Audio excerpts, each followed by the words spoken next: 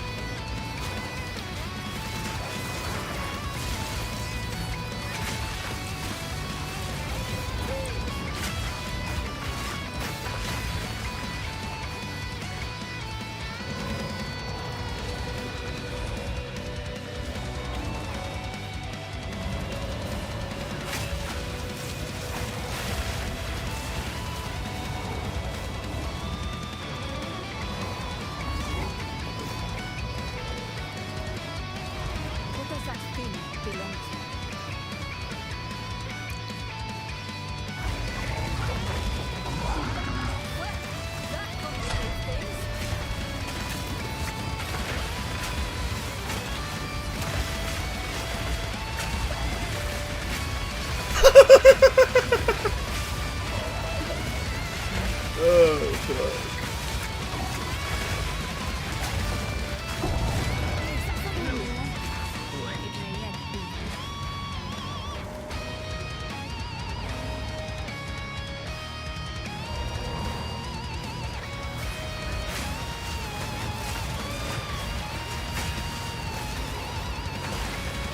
What's up, Toka? How you doing, bro?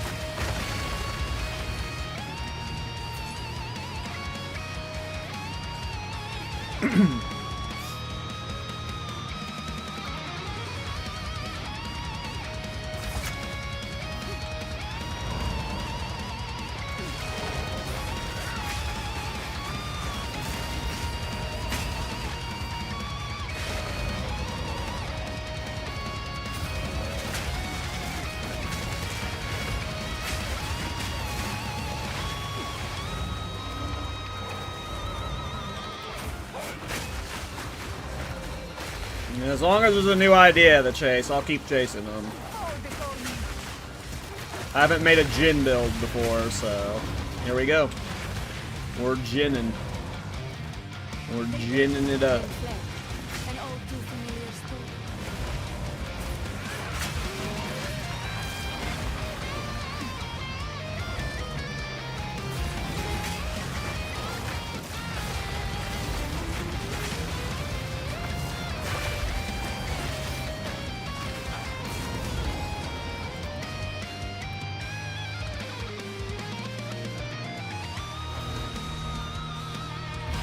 I have leveled a Varashta before, but it was only once. It was in hardcore. I got it to like level 28, and I didn't die on it. I just got bored of the character and stopped playing it. So this will be my first Varashta build in general, but also just my first, like, because my first Varashta build, obviously my first Djinn build. So I didn't really mess with any of the Djinn skills, and funny enough, the last build I played taught me a lot of new mechanics that I could apply to this build, so it ended up being, you know, really cool. Hey, what up, Dirk? How you doing, bro? What is up?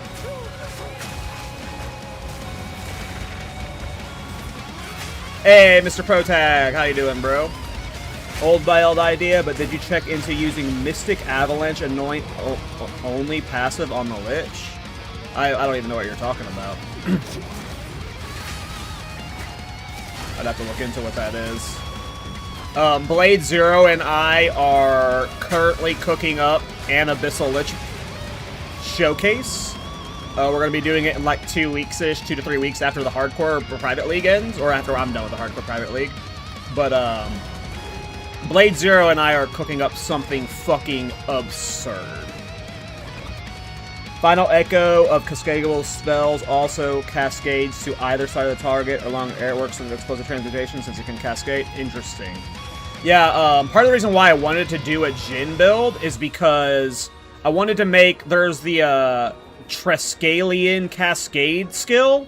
I was like, okay, that looks fun. What's a skill I can do it with? And then I saw it could go into some of the Djinn builds. So that's what set me down the Djinn path, is I was actually wanting to do a Triskelion Cascade build. But, yeah. That's interesting. I'll have to look into it. This will be a PC destroyer? We'll see. I think it's going to be nuts. We'll see if Folk can craft me some good jewels for the build. You can get some really giga minion area effect on jewels with prefix boosting. And then if over the next week I can get like viewer donations for an Adorn, we might do some like silly like AOE maxing setup with this build with the Adorn. But either way, I think this is going to be nuts.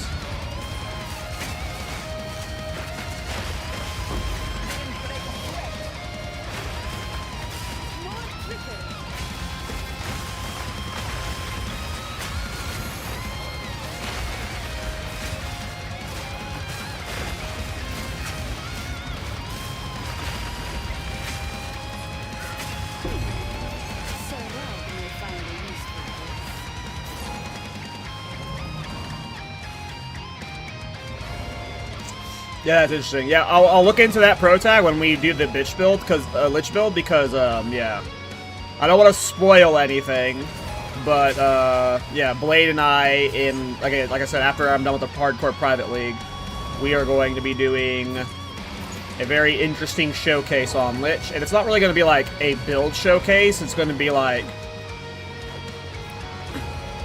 we're going to be showcasing a lot of different things on lich with spirit maxing, so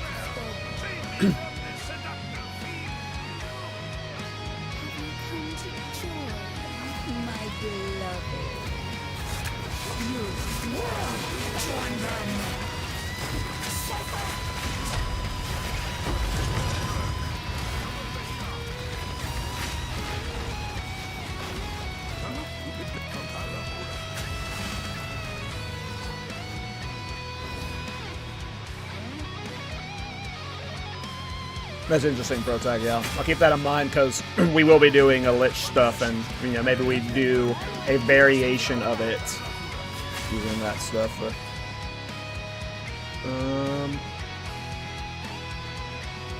okay.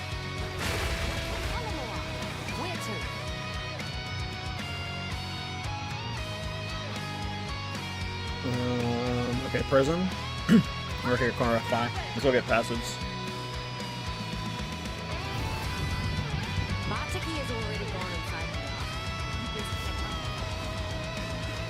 Well, at that point, at this point, like, I don't really care about the Triskelion Cascade stuff, because now I'm AoE maxing this shit. I was just saying what set me down doing Djinn stuff was I was looking at Triskelion Cascade, and then I saw that you could put Spell Cascade in Djinn skills, and then I was like, okay, I'm gonna level Djinn. And there was no other thought beyond that. But then once I got this skill and saw how it was working, I was like, oh, I'm gonna do something else.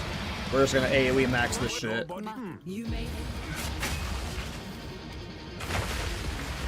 Yep.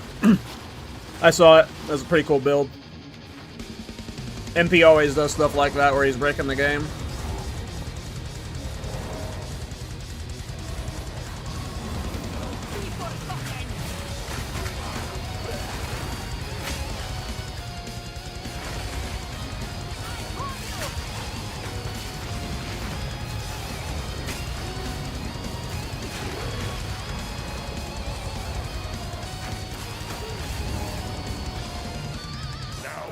Test your metal.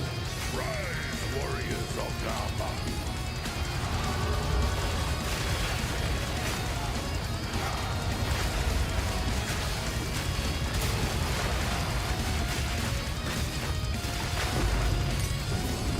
Dharma who smiles upon you. Emariketh earns blessing, one trial of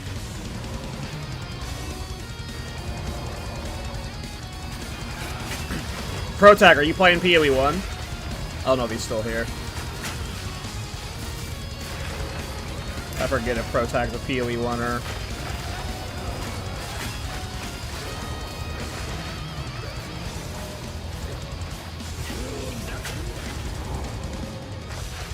For the failed PoE2, same. I don't know, I talk about it all the time, but I don't have time to play 2A. I have no self-control. I am a degenerate, and if I were to play PoE 1 and PoE 2, it would just like be the only thing I could ever do. So I don't want to play PoE 1 from that perspective, but it's also, you know, PoE 2 is at the point where I'm still playing it right now when a PoE 1 league is coming online, and I'm not bored. I'm on my 12th build, and I've got a hardcore private league coming up. And then, whenever I'm actually bored of making new builds for the league, I have solo self-found I can go practice. So, like, PoE 2 on its own already is a game that I can just only play it. So, and it's going to get even more depth over time. So it's just like...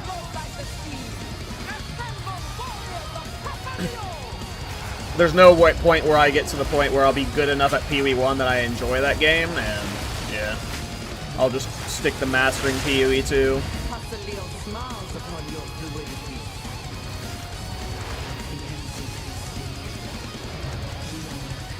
Which sucks too, because like, if this, in my opinion, if any other patch, like from before this patch, they would have done this PoE 1 patch where they did the color sockets change, this like patch could have been like the patch that got me into PoE 1. Like that color socket double change seems really awesome for like the casualer perspective, but I just don't have the time for it.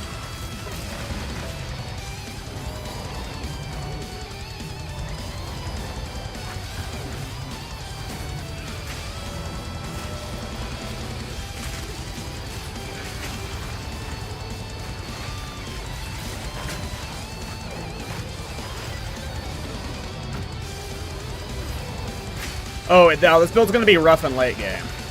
Just wait. This build's gonna be rough in late game. It's gonna be super bad for the eyes. May I prove worthy of it? Oh yeah, I mean I don't know if I've ever quit a league because of colors, but like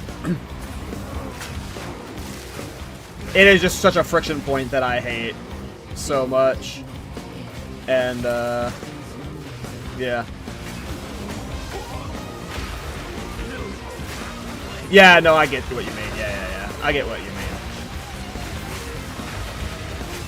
No, the color, like that change, like if I was still, like I wanted to go play for that change, it's just, yeah, I just don't have it in me to play both.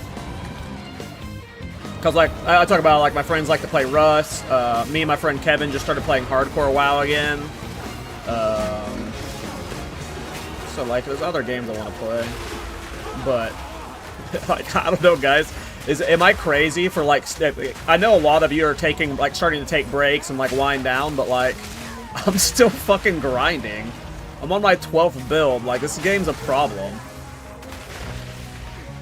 It's just like, it's just so. I don't want to call the game perfect because that's just a like objective thing, but for me, this game is everything I want in a game. So I don't know. I don't really want to play any other game. Oh, for sure, absolutely. Getting it on the ground floor is very important because you know it won't be long. I don't think PoE 2 will ever reach the point where it's as complex and, like, PoE 1's just, like, a much harder game. I don't think PoE 2 ever gets to the point where it's as, like, complex to approach from both a mechanical and a, you know, just navigating all the systems perspective. But PoE 2 is definitely going to get harder over time, so, like, jumping in now, you know, is very big.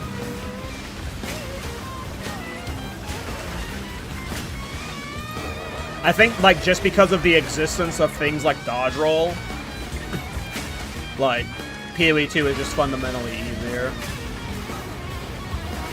But also, like, the uber bosses in PoE 1 are just so much harder than anything we have right now. Maybe in a couple years we'll have actual uber bosses, but right now, I don't think any of the fights are really that hard. It might be.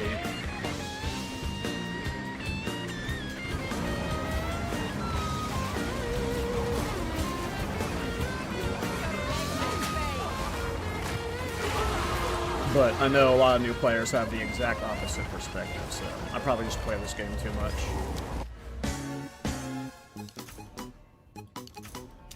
Alright, guys. Let's blast Monkey. We're gonna start the fight with Archon of Undeath, and we're gonna just try and roast his ass.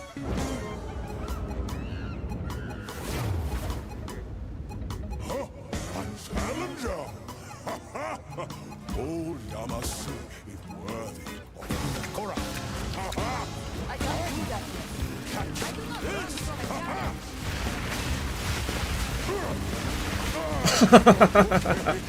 Yeah, boy!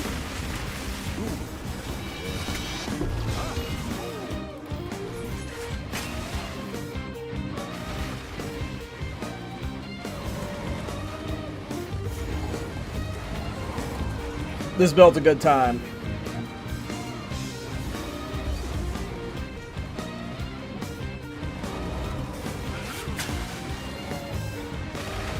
Step forward. The mother of you will one day be welcomed here. Inekora invites you to fight in our trial. Yeah, this is why we need the Adorn. So we're doing a big jewel setup. I'm getting just like a giga amount of jewels. I don't have any good crafted jewels yet. Folk and I are going to try and craft some at some point. This is not a good jewel, but essentially you can get minion area of effect. A bunch of minion stuff on diamonds. I think you can get up to like 14% minion area of effect on jewels.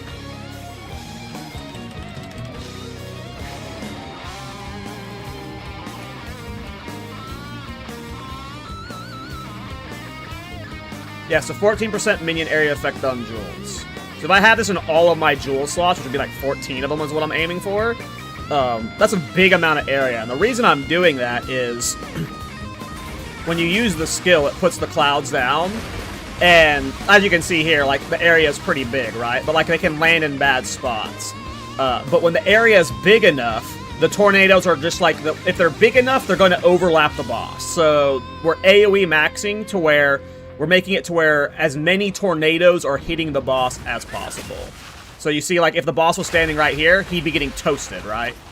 And that's with, like, the AoE scaling I currently have. So the boss right here is getting fried. And, you know, if we have every single jewel slot on the tree that I'm going for, with good crafted minion jewels, and then potentially an adorned, oh, Tabula's interesting.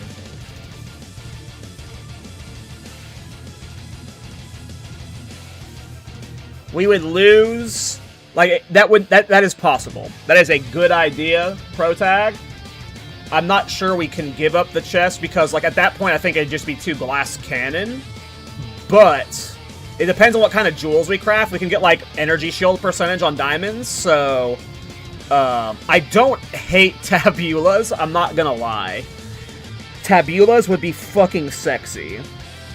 I don't know, like, I'm playing this build until the Hardcore League, so I'm going to be taking donations from viewers who quit the league. If I can get a Giga Adorn set up with a Tabulas that's, like, as many jewels as humanly possible, that's just AoE maxing, I'll go for that. So, we don't necessarily need the body armor for the Spirit. We would lose, like, 1 to 2 minions, right? That sucks, but, like, it's 7% more damage we lose. But 6 jewels, like, let's say, like, I give up the Tabulas, right? Or give up this body armor. Let's say I had 60 spirit on it, and that 60 spirit made us lose 2 minions, which is 14% more damage. That does suck.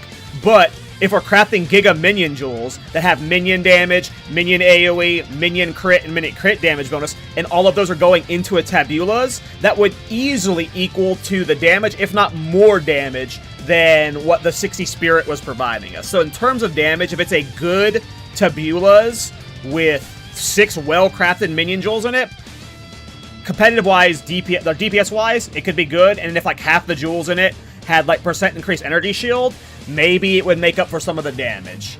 Okay, so at this point, I don't care if it makes the build functionally like more glass cannon or whatever, we're doing it. I'm doing it no matter what. The idea of just adding a Tabulas with 6 more minion jewels, AoE scaling it, we're doing it.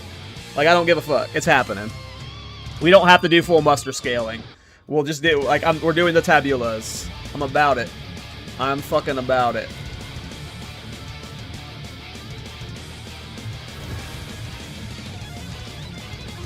I mean, yeah, you could corrupt the jewels for the res. I don't know if we'll be doing that. What about damage scaling? I mean, the damage is, you know... The skill... Okay, so the reason why the area... Like, the area scaling is damage scaling. Because, in general, the way the skill's designed is... It's supposed to be where one tornado is on an enemy doing its damage. AoE scaling, because it'll make more tornadoes hitting a target at once... is functionally multiplying the damage that it was designed to do.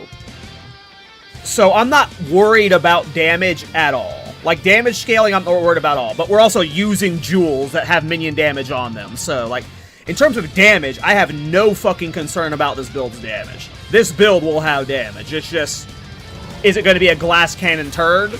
We're going to try and avoid that. We're going to try and avoid that. But, I like the Tabulas play. We're absolutely doing the Tabulas play. We won't do it until I have, like, all of the good jewels, because that would just be, like, it would be functionally stupid to just, like, get a Tabulas right now, and just put, like, all of these minion area jewels in it, because it's, like, only, like, 8%. They'd have to be crafted ones. I think I have a Tabula. I don't know if I sold it, though. Might have sold it. Okay, I'll buy a new one. And yeah, they do have the ward on them, like Protax said, so... the Tabula's having. If you're min-maxing, what isn't... I mean, agreed, yes, you know. It's just, you know, I only have 1700 Divine. So, how far this build gets min-max is just, you know... how much Divine I make over the next week, as well as if we get, like, you know, viewer donations. A lot of people are quitting the league right now, so... At this point, if you've quit and you have Divines and you want to throw it at this build, you know, that's what we're gonna do. We're gonna min-max this build to make it as silly as it possibly can, and this is like my last personal build before the reset league, probably, for the main league. But yeah, I like the Tabulas play. Oh, last one. This character is going to be the best character I've made of the league. Which Djinn are you going to use? I'm using, Red Boy. Ruzon.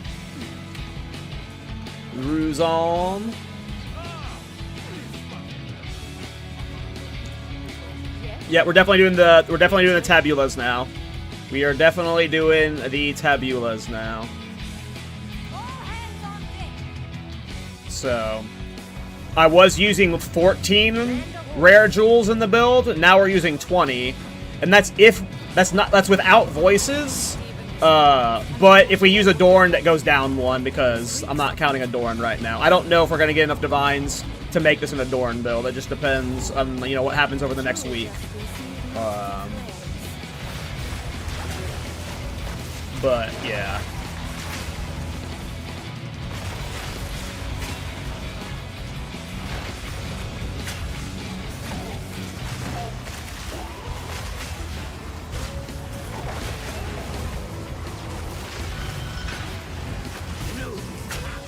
Yeah, I already got a belt with minion AoE. I got 2 belts with minion AoEs. I already bought, like, some cheap leveling gear. Belts have minion AoE, and then the passive tree has minion AoE, and then rubies get minion AoE. But I'm gonna see if I can get Folk to craft a bunch of diamonds. Because here is technically what the, like... If we had infinite budget, right, this is what we'd be making.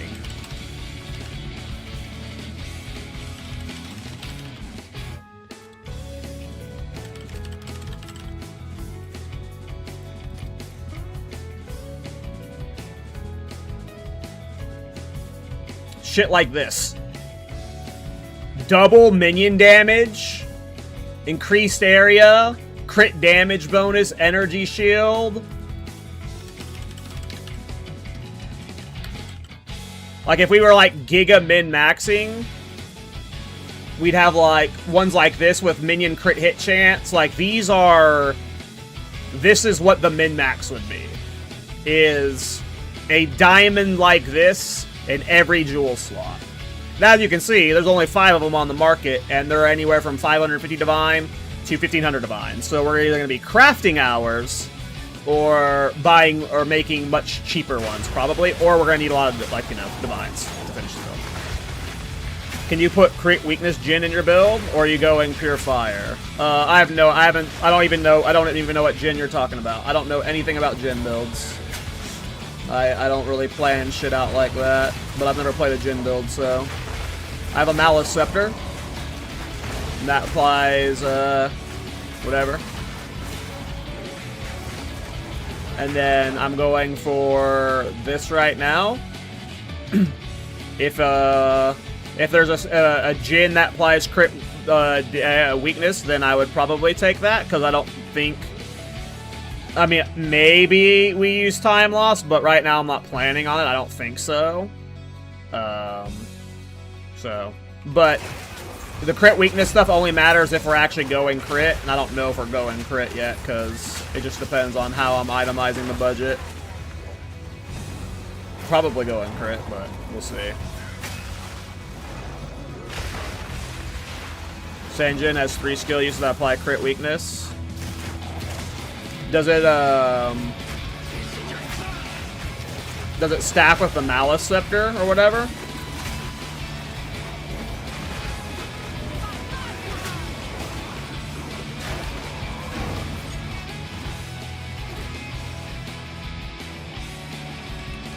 Or is it just gonna ramp the Malice Scepter to max stacks faster?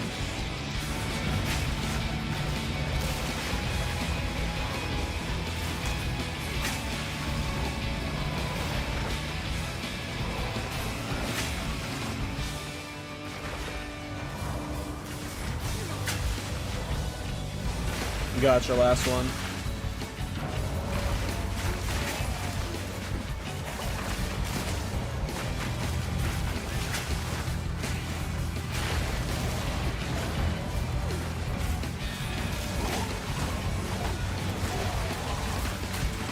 It depends on, like, is there, like, minion area passive? So, like, what's the max roll on it? 4 or 5? 6%. So it's like...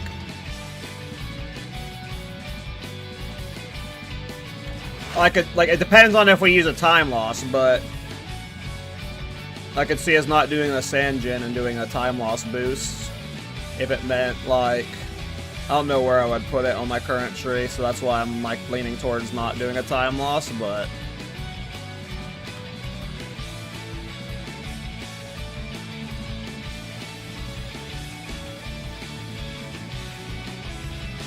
Oh. He just inflicts critical weakness on hit, I see. Alright.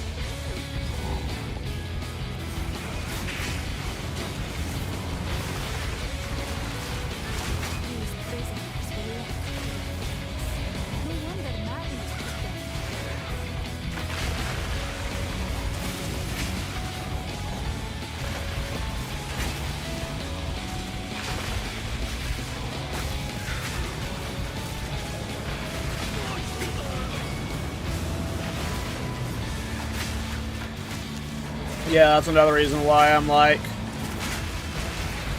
No. If that Djinn ends up hitting hard at all, I won't want it, like, taking away from this build. I want this build to just be, like, an inferno.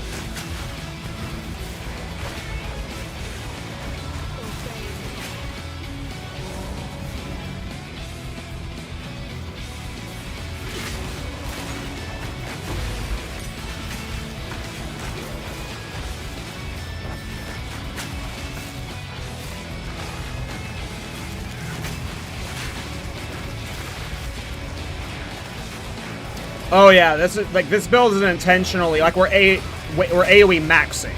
You know, you can't max something if you're on a budget, and I'm ultimately not even like maxing it probably, right? I'm not that kind of, I don't have that kind of currency, but I'm not trying to make a budget version of this. But if you look at what this is right now, this is budget. So a budget version of this will exist, and maybe I do make a like budget mobalytics for the build, but I will be making like the end product is going to be thick. It's going to be super thick.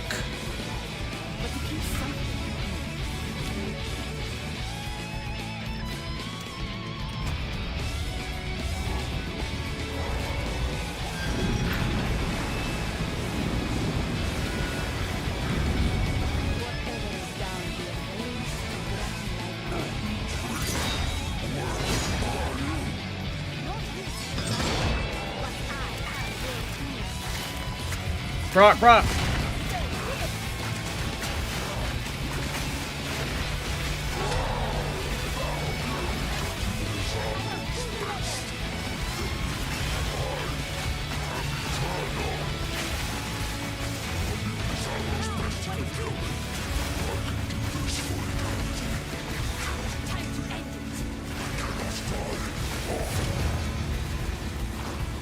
But yeah, all the costs, like, the base gear, I honestly don't even need to go that crazy on.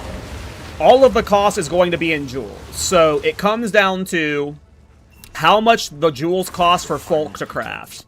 We have to make, if I'm doing tabulas, 19 to 20 jewels. So he's going to have to, like, figure out how to craft them, and then he's going to explain the process to me, probably. I haven't talked about this with him, but this is what I'm going to be, like, requesting, is he figures it out, he explains it to me, and then, you know, I helped him craft them, because him making 20 of these by himself, that's, like, super unfair to him. So I want him to figure out how to craft them, and then I'll craft a bunch of them for the build. Good day. Where to?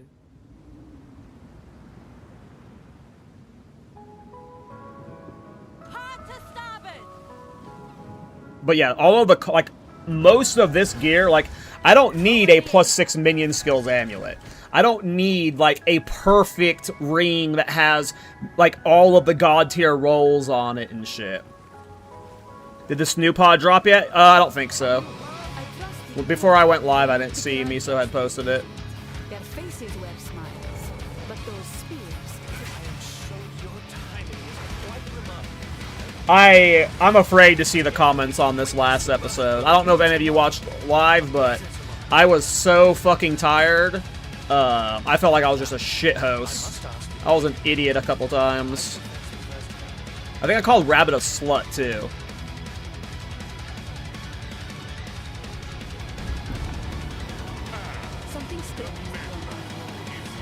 But I was just fried. I felt like I was a shit host. 3 a.m. podcasts are rough.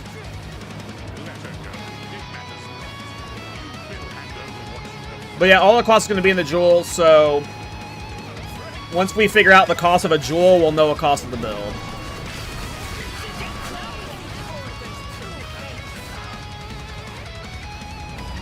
Obviously, if every jewel was like minion damage, minion crit hit chance, and minion area, that would be great.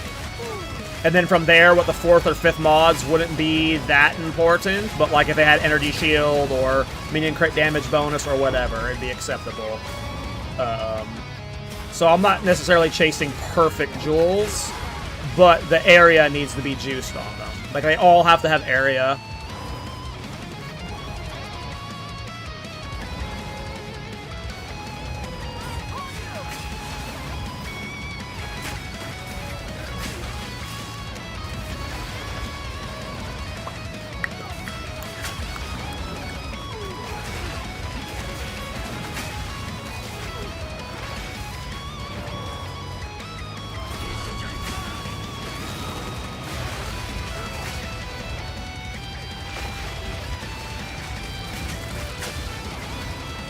I'm not sure, Pro Tag.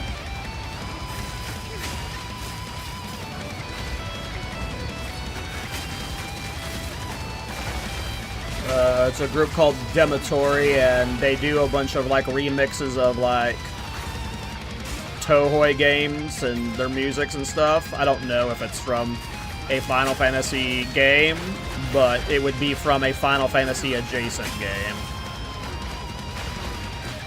And it is a metal remix of a bunch of those like 8-bit songs from games of the genre, is what their band does. It could be Final Fantasy 1, but I don't think it. I mean, I don't know. I don't know. It could be, but also could just be like, you know, a Final Fantasy-like game.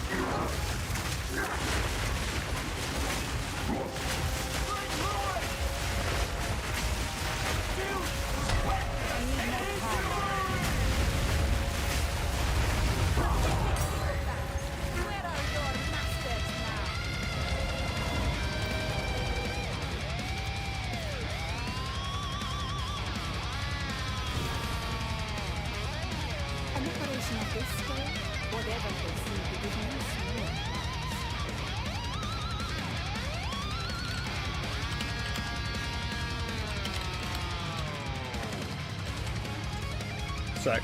I gotta post something real quick in podcast Discord.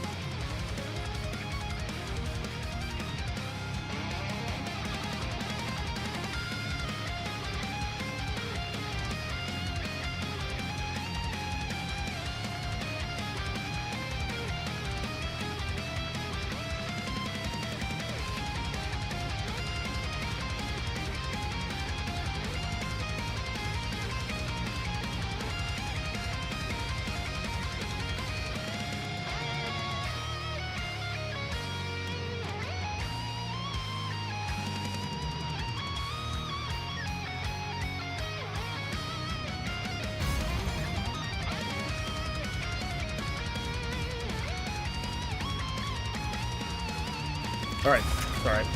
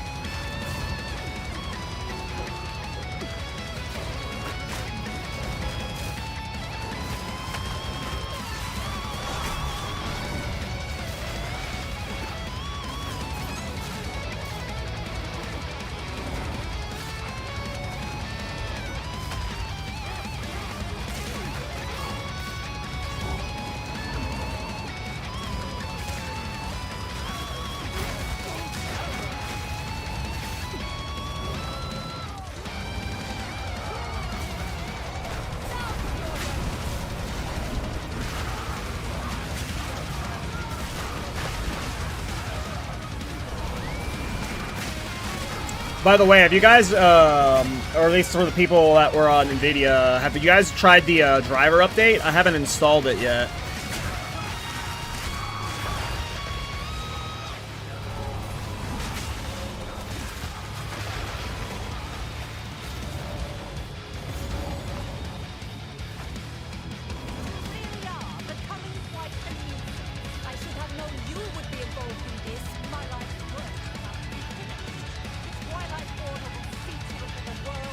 Yeah, after this fight, last one.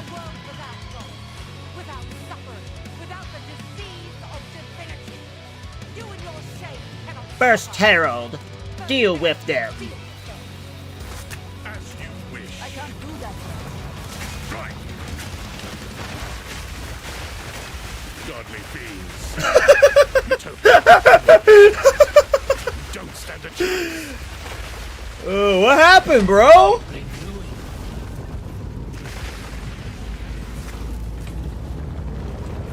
I couldn't see. Tomorrow is at hand.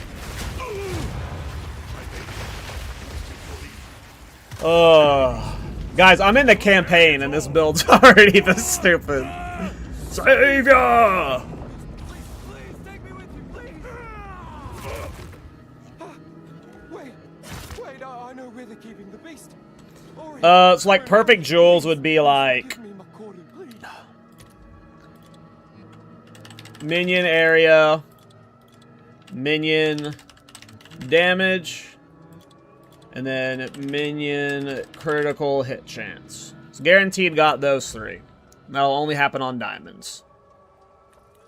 From there, it would either have minion crit damage bonus or energy shield.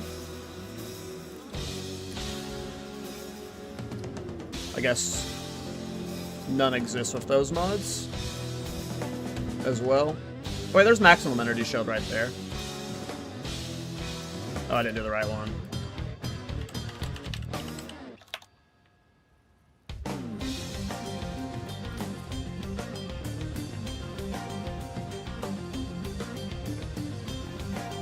So, like, a lot of them, it's like be getting enough critical hit chance to, like, my critical hit's good, and then when my critical hit's good, like, it'd be like mixing a matching, like, some critical hit but chance, and then crit damage bonus for minions. So those would alternate, but or maybe like some, I'm guessing you can drop the minion damage and get minion crit damage bonus, no?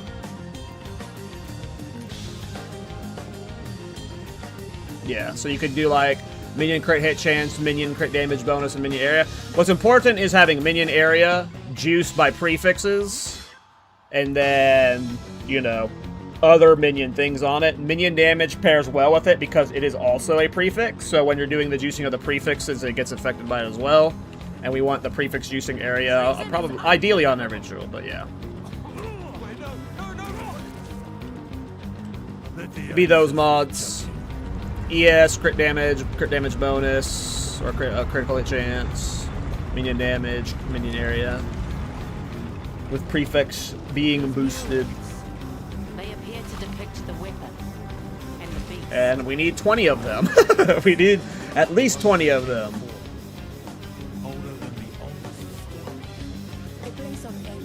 We need more than 20 if we got a voices, but that's wishful thinking.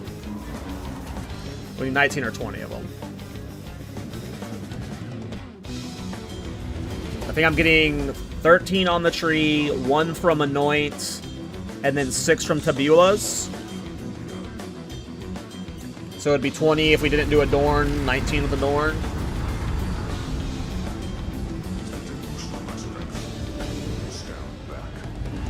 And then voices would put it back up to 20, 21, or 22, depending on what kind of voices we got.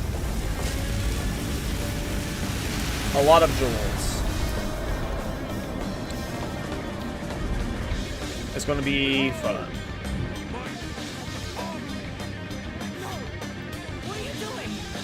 Yeah, because we're AOE maxing last one, I am specifically, like, I personally think the damage is going to be good enough no matter what.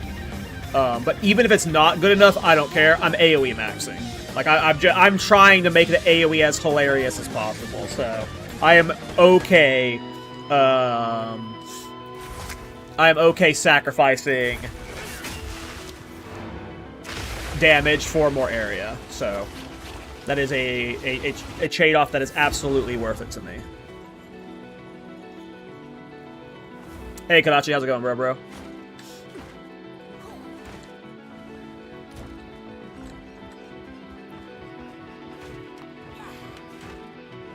That roast unholy against me. I don't usually cook, okay?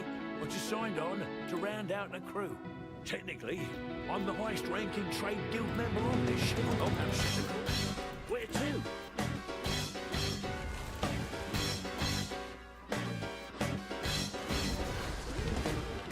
And yeah, I thought this skill would suck during the campaign, but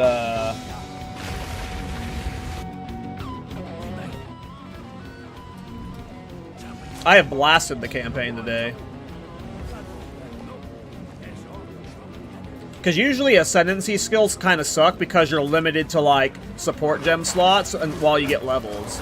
But even when it only had 2 support gems in it, it was good. Tavakai's strength turned against his own people. He must be stopped.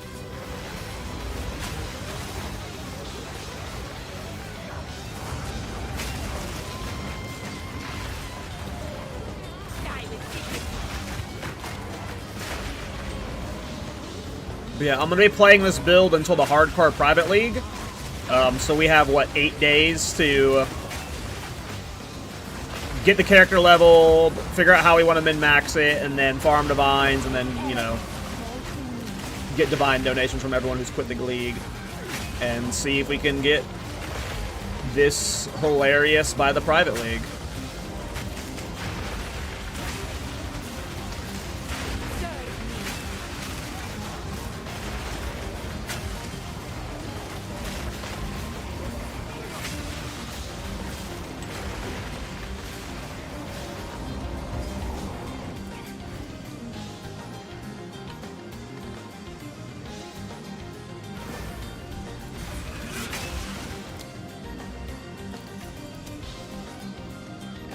Tavakai's wrath has turned pride into ruin. I'm so hyped. It's a simple edition, but the Tabula's edition is hilarious to me, and I don't care, you know, that it functionally might make the build less tanky or whatever. Less damage because maybe we're losing a few minions, but I don't care. I don't care. Tabula's makes this hilarious. Anything to trigger the people on Reddit that are like, but why waste divines doing this? My build is 5 divines and clears all content.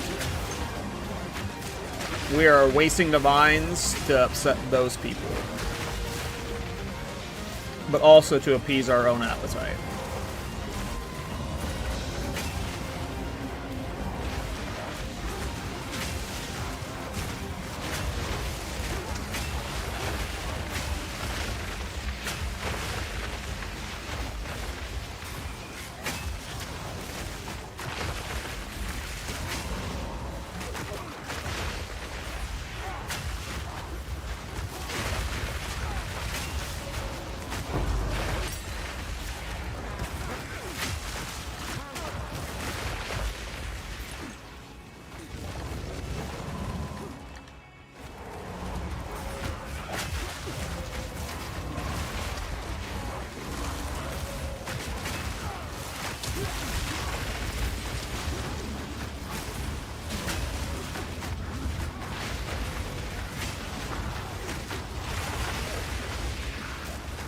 Alright. Let's blast this fool. Another interfering with things they don't understand. You don't belong here. This is a Karui matter. Where is Makuru? As we speak, the ancestors heal her. Enough! The time for talk. Rock, rock, rock, rock, rock, rock, rock, rock, rock, rock, rock, rock. Blood of your people stains your hands. Let's to Gohama.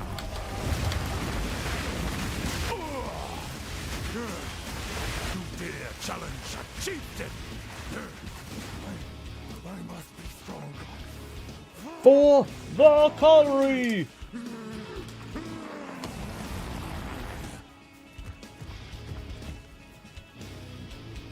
Buddy. This outsider challenges our way. Aid me, ancestors. Let them know the might. You see this? I'm bugged. I didn't stand back up. And we're blocked. We're too powerful.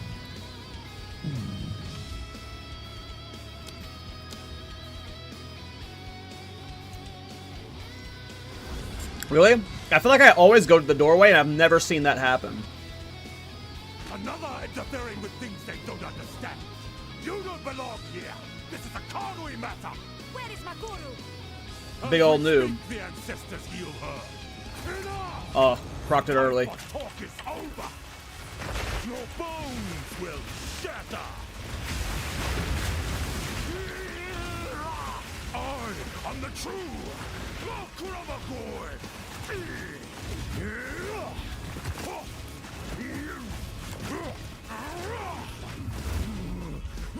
Would you phase, buddy? I must be stronger.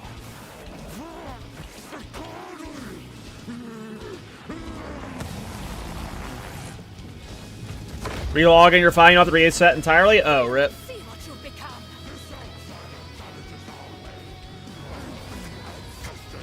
Let them know the might of the Garui. I am the true Nakuramagori.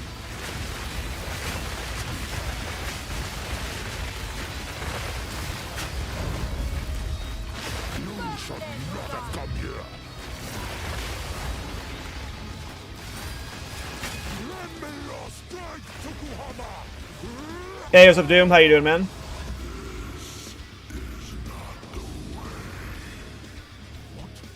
Why do you reject me?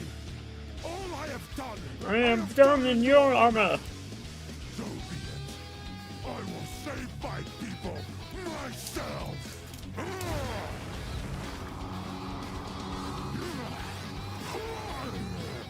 The power of the ancestors is mine. I can't see that yet.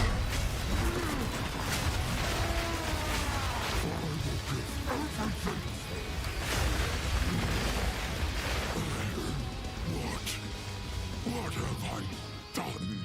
It is over, Tabakai. Please, can you heal them? I believe so, but we have to move quickly. You must relinquish the weapon. Do what you must.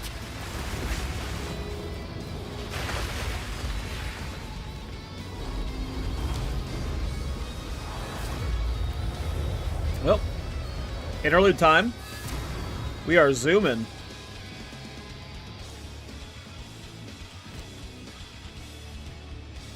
Alright, so level 60 amulet, 52 belt, 56 focus. We'll ditch Trench Timbre then.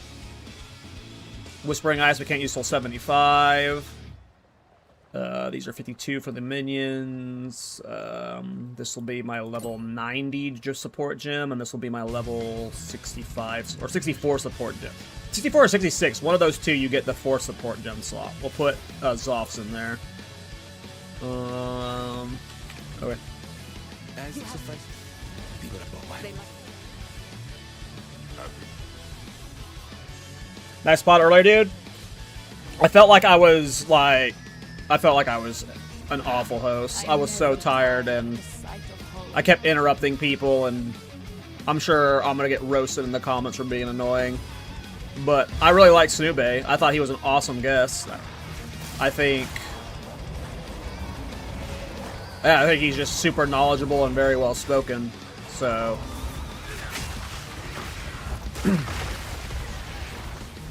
he was also taking the opportunity to like ask us questions, which is like super unique. And I really like that. So I don't know. I really like the pod with Snoo. Hold on, I want to start the fight until I have Archon up. It was pretty good, to be honest. I was just so tired. At one point, like, I know early on in the episode I interrupted Rabbit like 4 times, and I think I was starting to annoy him. And then later on in the podcast, I called him a slut. I don't know why I called him a slut. But I was just out of it that episode. I had like 30 minutes of sleep before it. It was rough.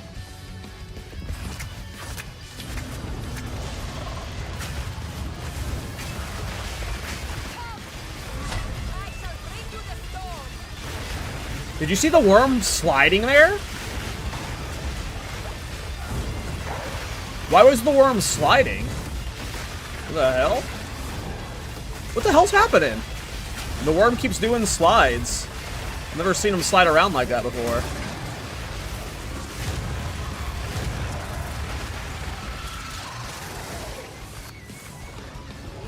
Oh, that's right. I call him a slut because... Oh, yeah. I think I was trying to say he's a slut to the meta, but it didn't make any sense, so...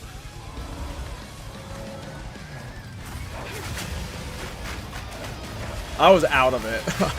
I was out of it that episode. Yeah, I tried to go to bed at like 10, and I just laid there until 2:30 when I fell asleep, and then I had to wake up like 25 minutes later. So I was a bit of a goofball. Almost didn't stream today because I'm pretty freaking tired still. I only took like a 4-hour nap. Well, 4 hours is a lot longer than that, but I was having so much fun playing this build. I was like, I have to stream this. This is super fun.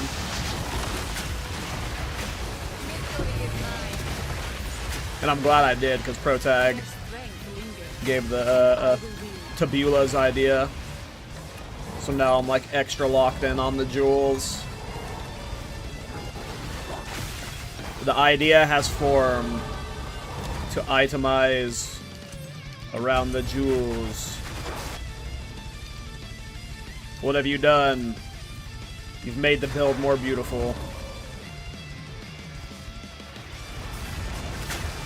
It is shiny with divines.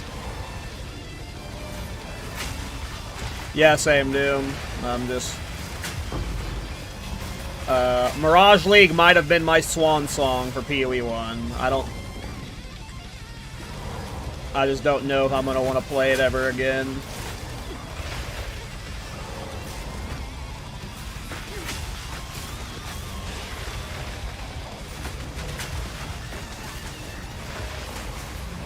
And it's not because the game's bad, it's just because I only want to play this game. I don't want to play any other games. It's not just PoE 1, it's, you know, this is my game.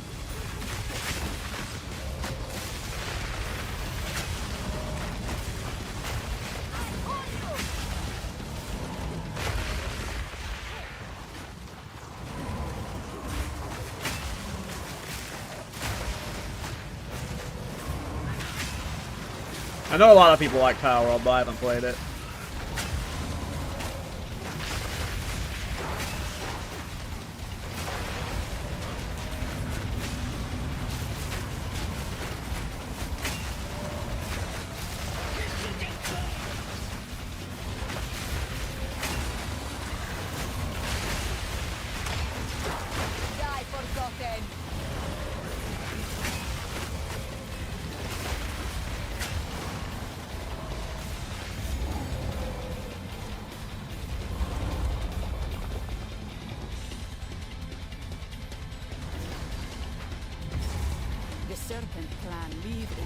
You know, this is likely the last time we all play the interludes, by the way.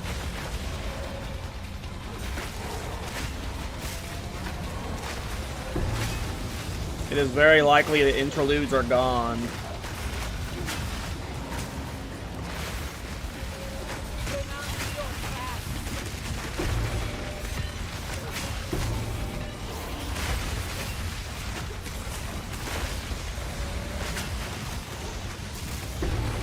I'm gonna wait for Archon.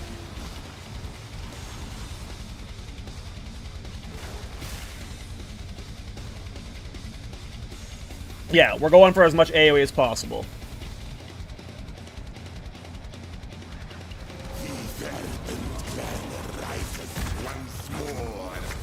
Proc, proc, proc.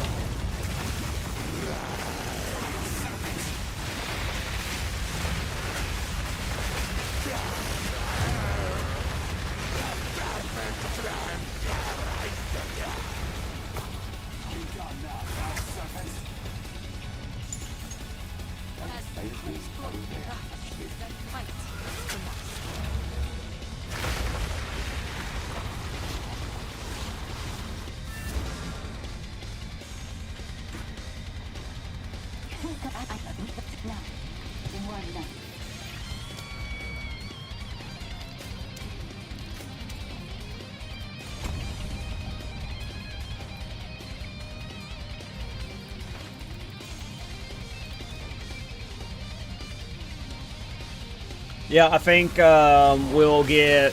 I shall bring you the stone. I think expecting 2 classes is copium. It's some giga copium. And this is coming from the guy who has predicted 2 classes for this patch. My philosophy has completely changed because of a few interviews where they talked about how they design classes. And they made it seem like no classes, like... Yeah. When the class needs to be made, it's all hands on deck to finish that class. It's not something they're just like casually chipping away at. They don't have like a bunch of classes that are on deck ready to launch. So I find it unlikely that we get 2 classes, based off how much work GGG said it takes to make just a single class. So I think it is likely we get Templar or Duelist. It'll be one of those 2, if I had to put money on it. There's a lot of weird data mine things and like teaser stuff that like keeps hinting towards Templar, but I think it's going to be Swords.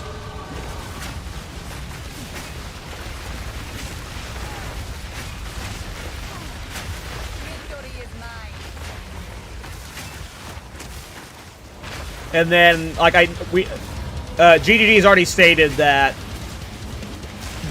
1.0 is going to be bigger than this patch.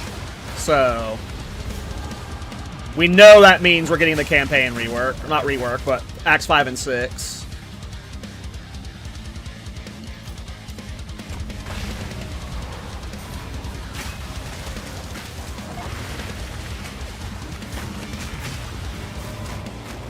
I could see in some twisted world, some marketing bozo is like, listen, which class, if we release it after 1.0, would generate the most hype? Swords. So they're like, let's save Swords for after 1.0 because we're going to need extra hype after the launch. That is the only world where I see Swords not for 1.0, but I'm predicting Swords for 1.0. If we get Templar, it's because we got Swords plus Templar. Plus Flails. But I just think we're going to get 1. But we'll see. Holy crap, this is the longest I have never procced.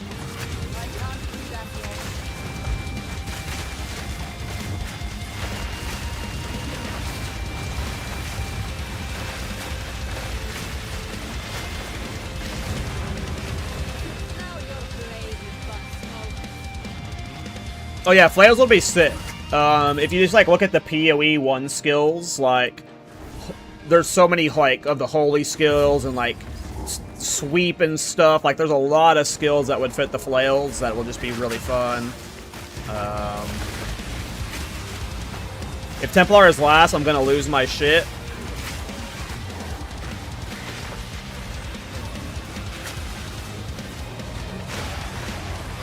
As far as I know, the only thing they've said confirmation towards one way, like, and it's not even confirmation, but the only thing that's been said is, I think Jonathan said it would be criminal if the game launched without Swords.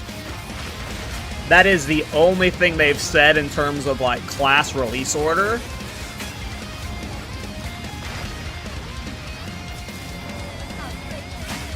I have no idea which one would be last. Maybe axes, maybe daggers, maybe swords, maybe flails, who knows? You plan on making a video for your last build? I did already. You talking about my Trap Assassin, Bentley? The Trap Assassin Pathfinder? It is on my YouTube channel right now. I made it a guide for it. It released last night, actually. Yep. That build had its full guide posted. The video guide. I didn't make a MOBA for it.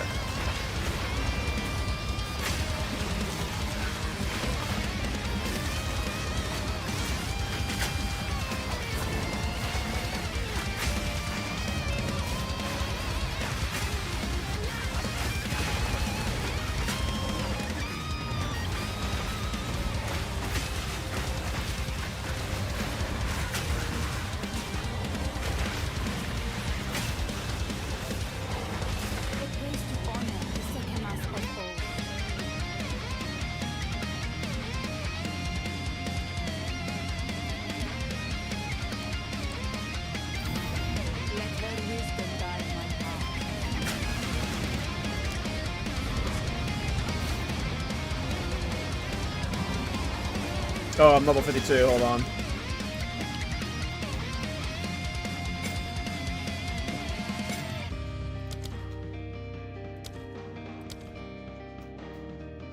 Okay, just gained 2 more minions.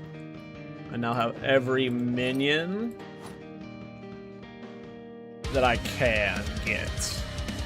Now we will lose, I'm guessing, like 2 minions when I swap the tabulas, which is fine.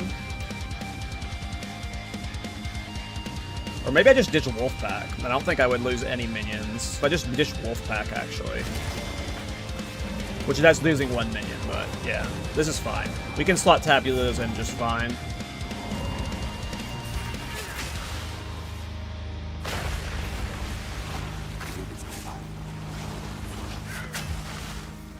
We can swap tabulas just fine. It's just we have to make up for the defenses either by getting energy shield on some of the jewels, or you know, energy shield on other slots, or just, you know, it'll be glass cannon.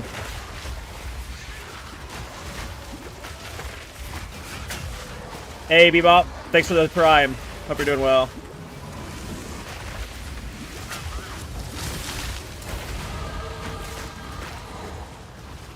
Yep. I believe, sir. I believe so that, whenever the private leagues end, this is how it worked with all the other private leagues I've played in. When the private league ends, they merge into the main league. They don't merge into standard, they merge into the main league. So when you're done with the Timmy's private league or whatever, you can make your characters into the league that I'm playing right now. Or whatever. When it dies and shit.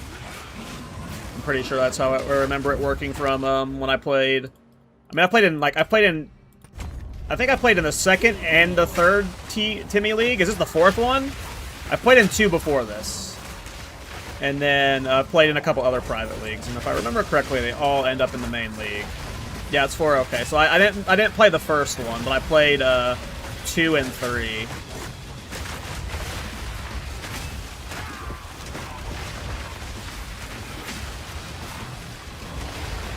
But I'm a hardcore newbie. Like, I played them for a couple days, and then I go back to playing what I normally play. We'll see how much longer I play it this time, though. I'm gonna try, give it a real try. I don't know what build I'm playing yet. I'm torn between. I'm not gonna do anything weird and experimental like I normally do, but I am going to do like one of my builds that I frequent. So I'm either gonna be playing Thorns, or I'm gonna be playing Supporting Fire. And I haven't decided which I'm going to play. If I want to, like, dominate it and actually, like, do really well in the Hardcore League, I want to play Supporting Fire. Like, if I want to have a good performance, I'm going to play Supporting Fire. But if I want to, like, just see if I can complete the entire endgame on Hardcore Thorns, like that's also its fun challenge in its own. And with the Hardcore Thorns challenge, I wouldn't feel rushed. I'd be able to take it slow, gear well, whatnot. So it'll either be Supporting Fire or Thorns, I'm not sure. Hey, what's up, chat? No, I'd be able to start Thorns. I mean, it'd be like every other time I league start Thorns. I have to trade for Crown of the Pale King by, you know, Act 2 or 3.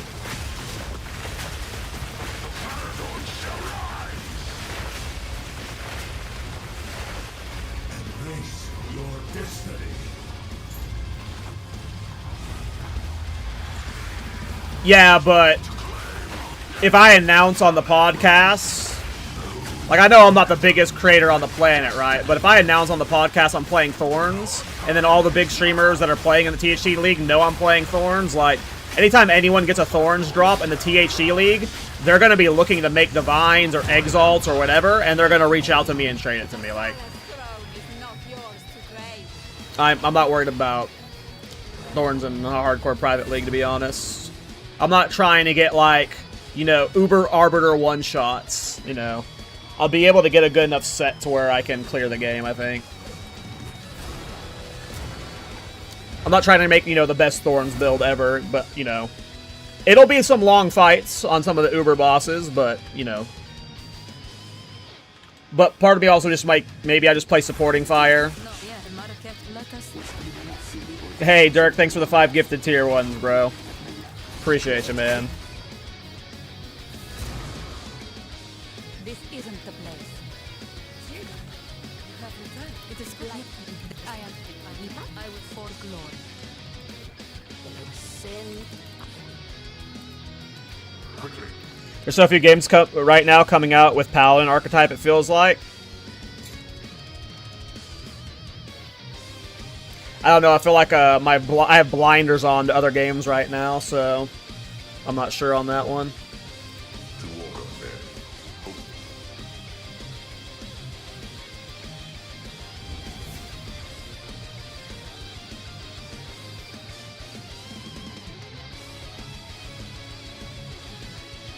This isn't the place.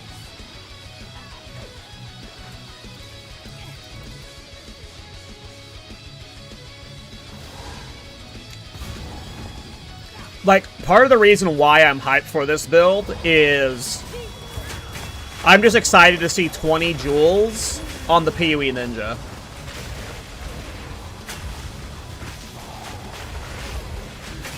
It's just gonna look funny. Like, I've seen like 10 to 12. I mean, I'm sure I've seen 20 before too in some builds, but I don't think I've ever had 20 jewels.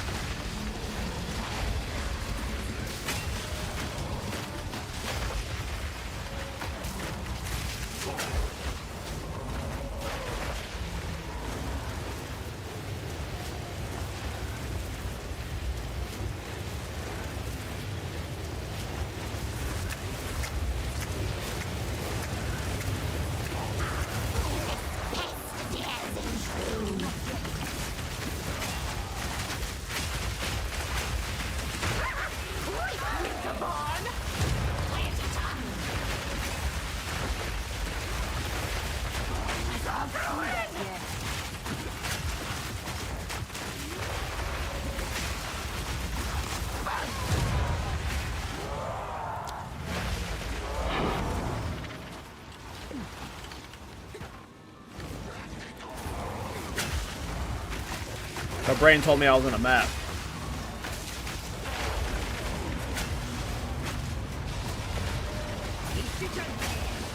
Yeah, it should show the Tabula jewels.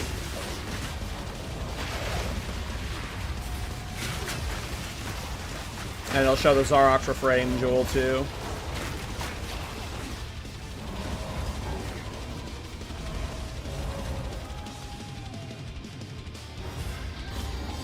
This stone, its purpose eludes me, but the world feels altered somehow.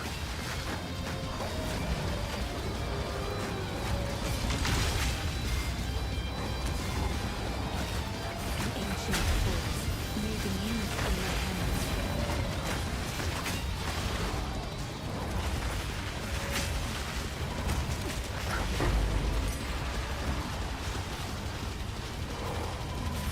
Hey, what's up, Hylar? How you doing, man?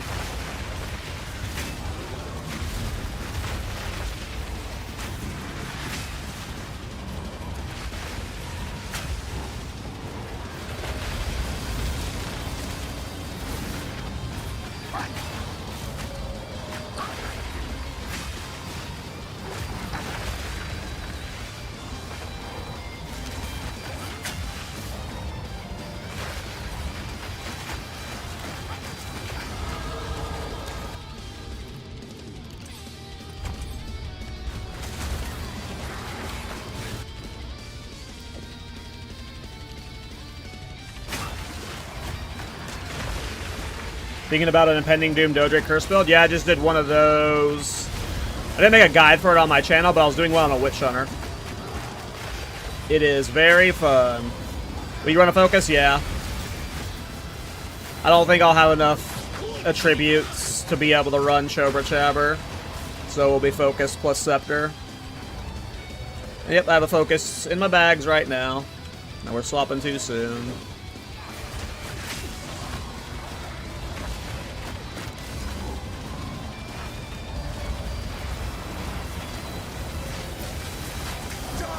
descends, and with it, your end.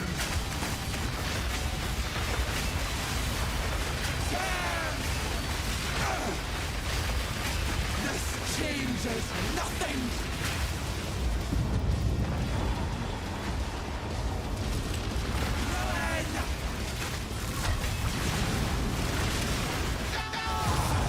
The mists.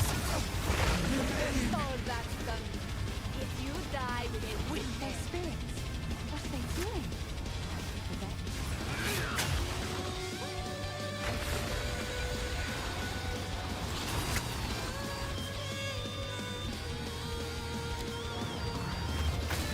What? They will guide you.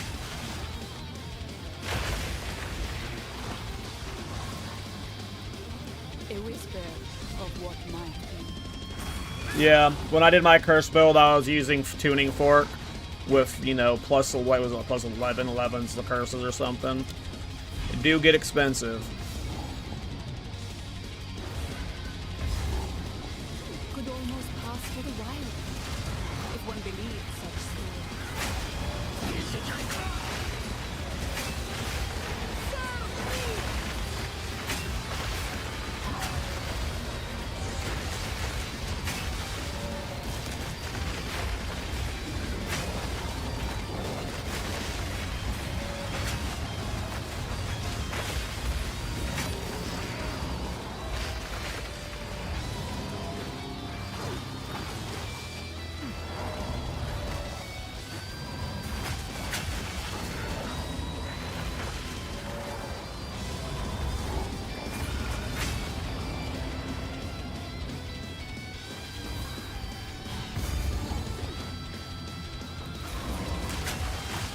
Hey, what's up, AP?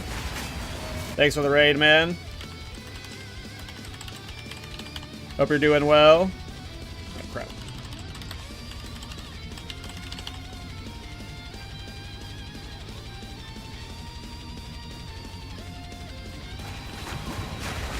Check out the new Halo game. Oh shit, even though there was a new Halo game. Hell yeah. I assume you're playing PoE 1 League tomorrow?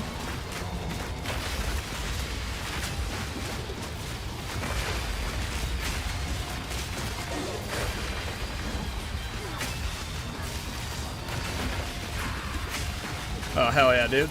Good luck with your League launch.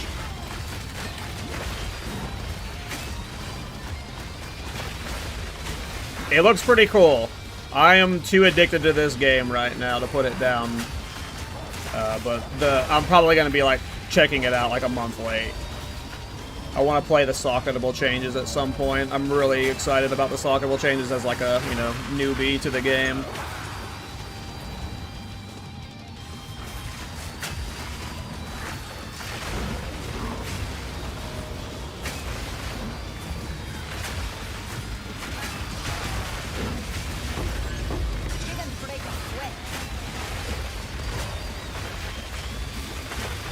Gonna hop in WoW Season 2? Oh no, I haven't played retail WoW in like a long ass time. In many expansions. I am a classic WoW Andy.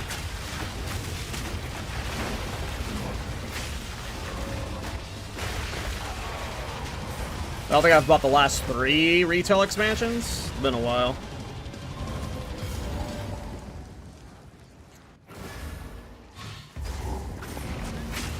Right now, the only WoW I play really is Hardcore WoW. Hardcore Classic.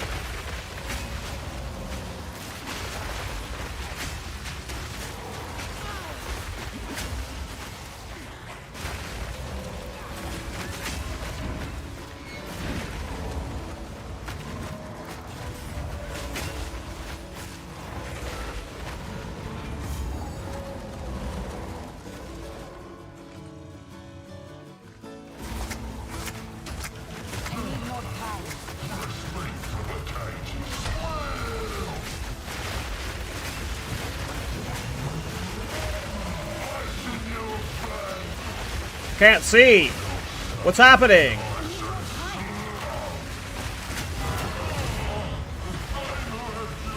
It will not bring back your victims, but it may bring them peace. I mean, I think that's fair for 350 to 400 divine. I'm expecting this build to be very expensive.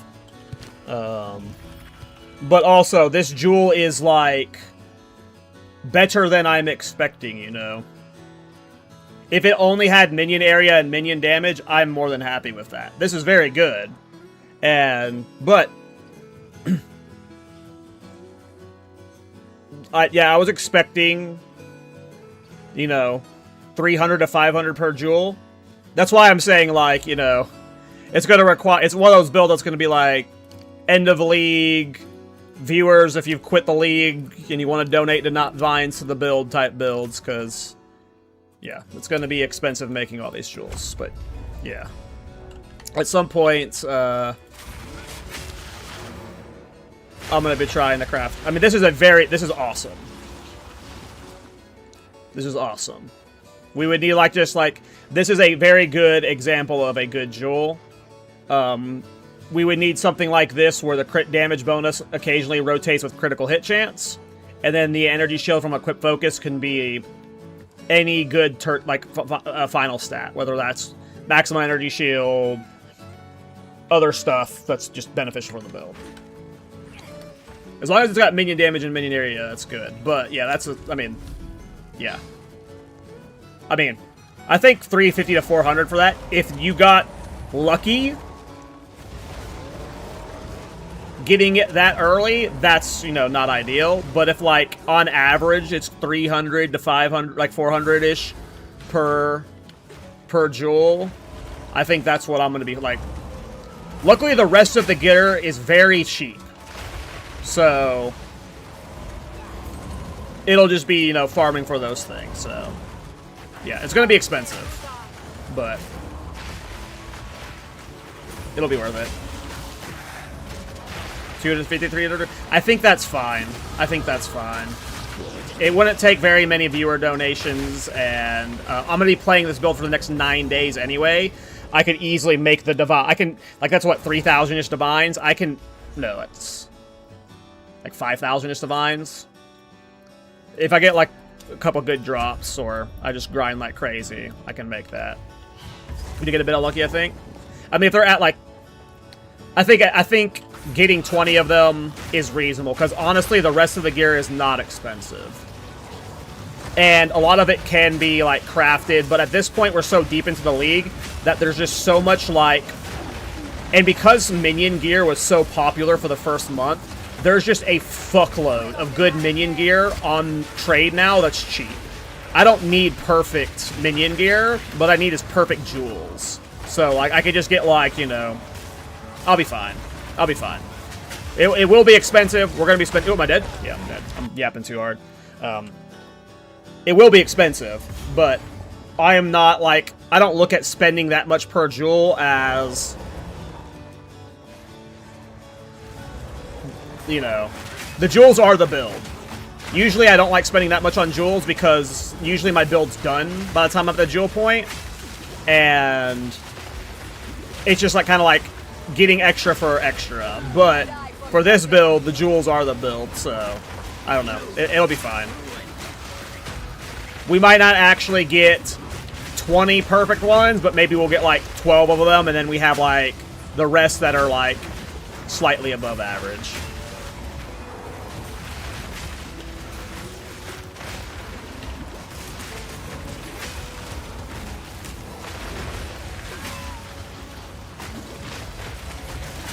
But you never know.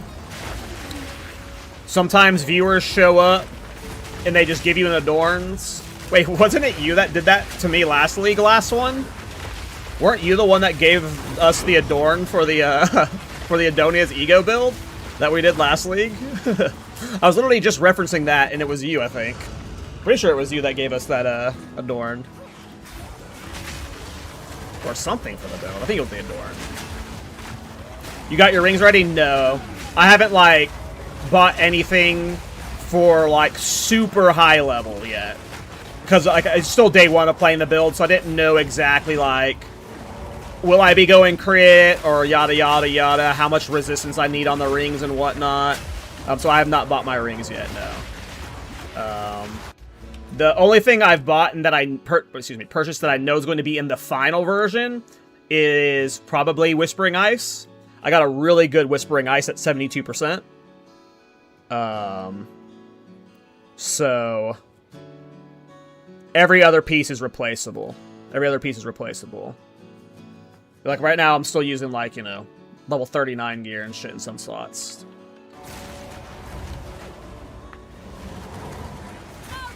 But the rest of the gear will cost like 1 to 2 jewels worth of divines. And I'm at like 2,000 divines right now, so we'll be able to finish all the gear and then we're going to be farming for jewels, essentially. Yes, I shall They dance. dance while their people suffer.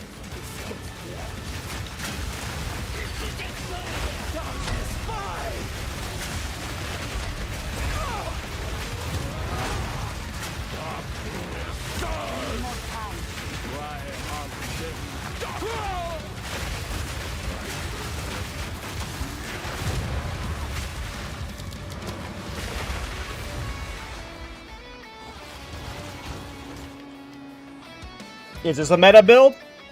I don't think I've ever seen anyone play this Djinn build.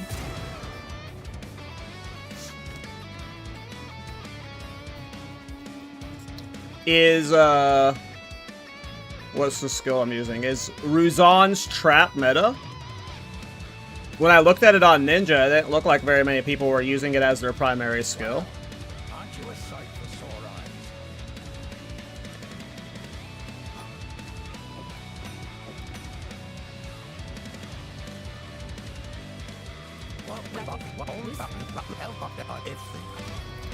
Stick to the camp. Let us see.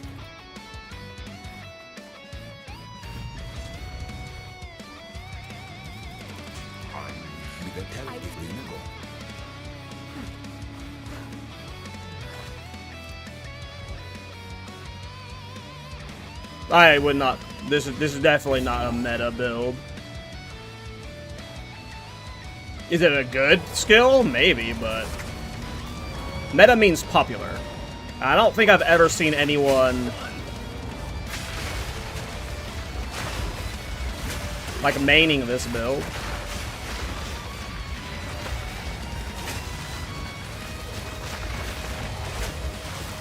I think the only Djinn builds that I've seen as League starters, but I don't look up Djinn builds, so. But most people I saw were playing either the Ice Djinn or the Sand Djinns. But, oh no, this is my first Djinn build. But Varasha's only 3%. What is Varasha in hardcore? I'm surprised Varasha's so low.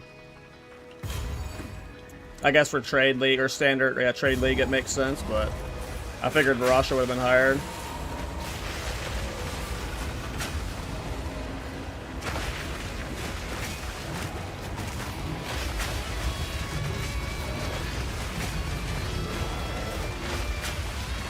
Well, it doesn't matter if it's meta or not.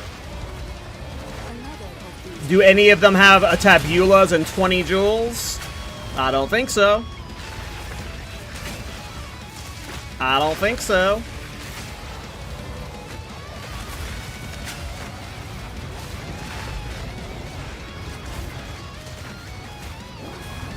But maybe they do.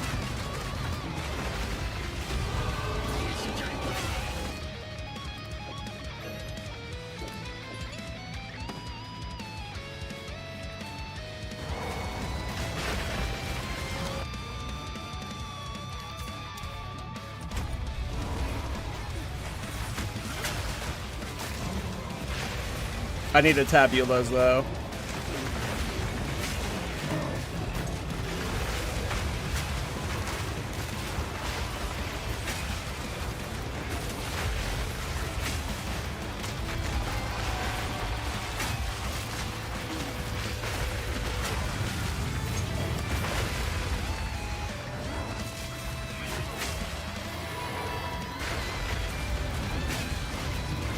I'll buy that jewel off of you later, by the way, the last one.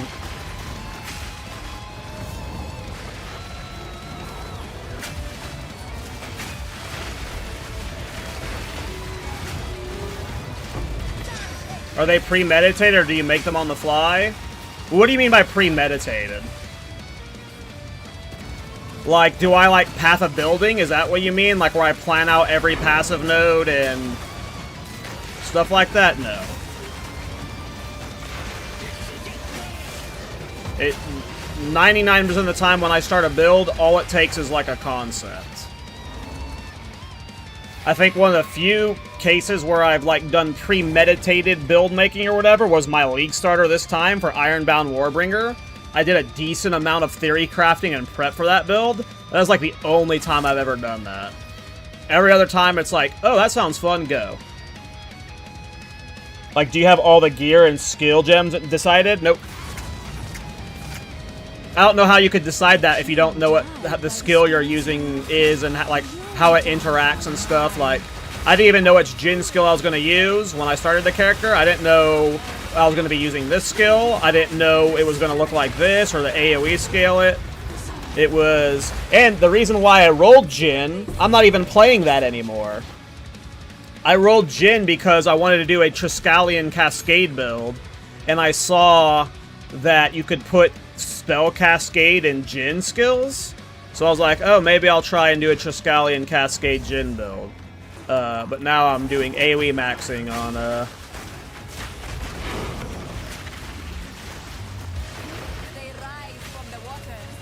But I don't think you'll be finished all 20 jewels by tomorrow. Oh, no, no, no. This build's going to be like... I'm playing this build until the Hardcore Private League last one, which is in 8 days. So, like, I will be playing this build up until the 8th day, and I'll be min-maxing it as hard as I can until then. Like, so... But no, there's no way I have the 20 jewels. I mean, I could just meet you now and buy it from you. Unless you're not online anymore. If you're already logged out, don't worry about it. But if you're online now, I can just teleport to you. But yeah, it is not a rush at all. I'm only level 56, so I still have to get to like 90-something and stuff, you know. Yeah.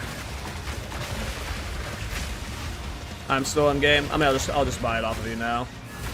How much did you spend to craft it? Did this build have at least a dark mode? I don't know if there's a skin for this, for Djinns yet.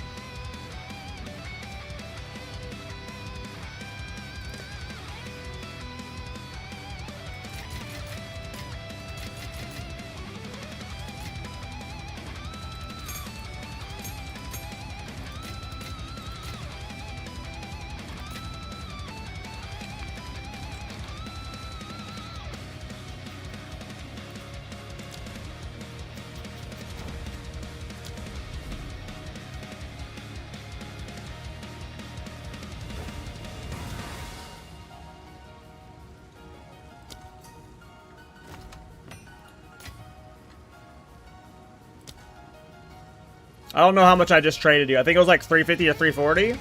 I don't know. I was bad at counting that.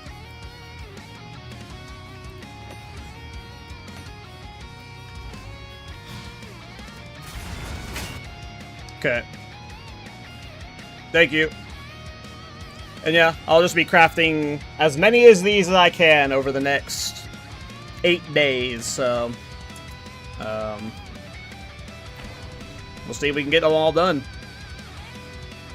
Get this AoE big.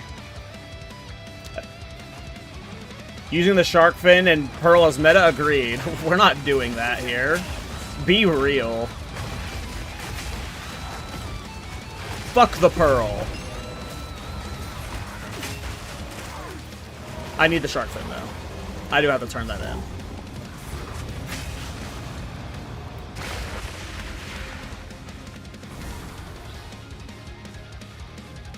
Rip. That sucks. Yeah. Folk's gonna be diving into the craft later, and he's gonna write down like all the steps for it for me, so I can try crafting a bunch. Cause I'm sure there's no way it'd be fun for anyone to craft 20 of those. I'm probably gonna have to craft most of them on stream, so at some point I'll be trying to self-craft them, but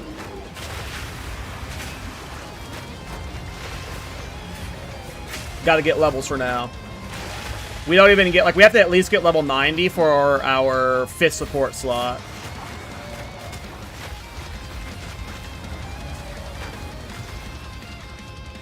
Once we have the 5th support slot, that's when it's like, okay, what does our damage look like with 5 support gems? Is it good enough? Does it need more damage? Like, level 90 is like, okay, we have the good enough damage. Do we go more defenses? Like, so it decides how we itemize a lot of our pieces late game around the jewels. Because, you know, we might not need rings with giga, you know, minion crit and minion damage on them if the jewels are doing all the heavy lifting, right? So it's like we have purely defensive rings or something. So, right now we just gotta get levels. It's like Omega RNG, gotcha.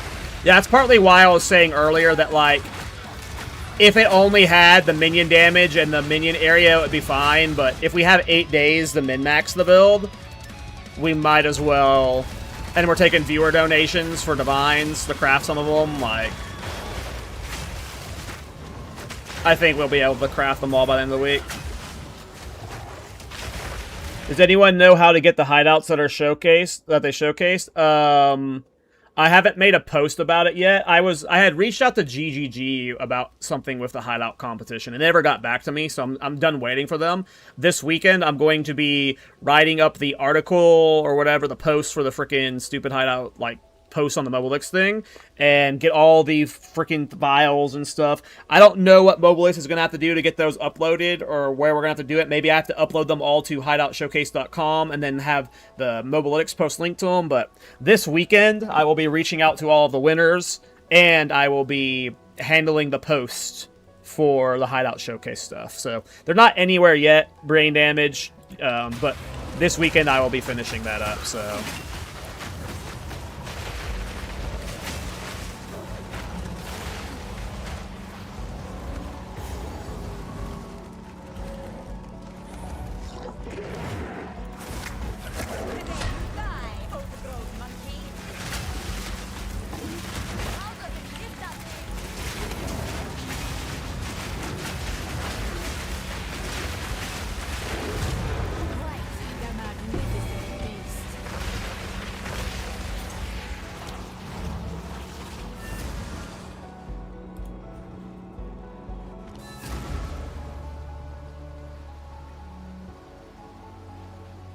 Oh, that sucks, last one, gotcha.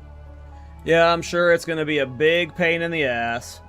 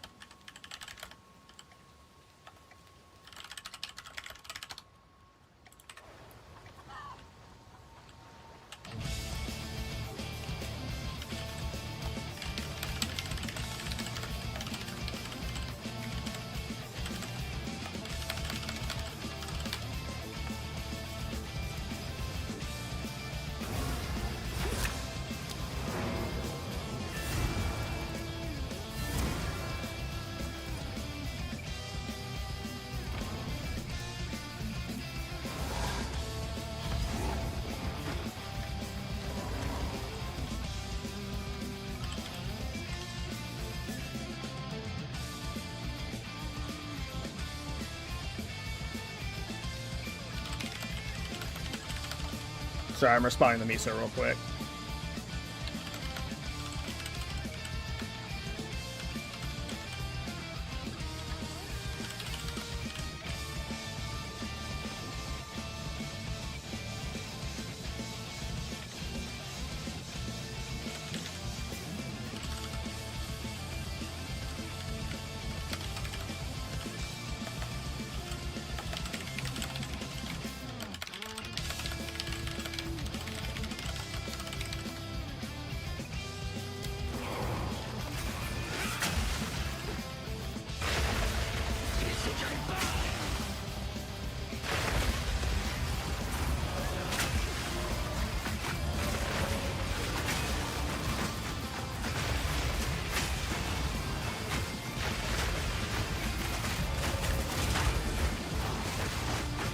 alright.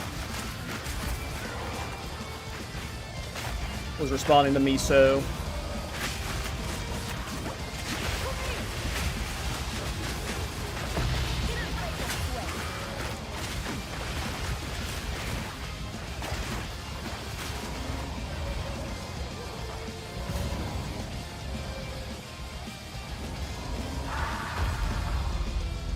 Your wings will break against my will.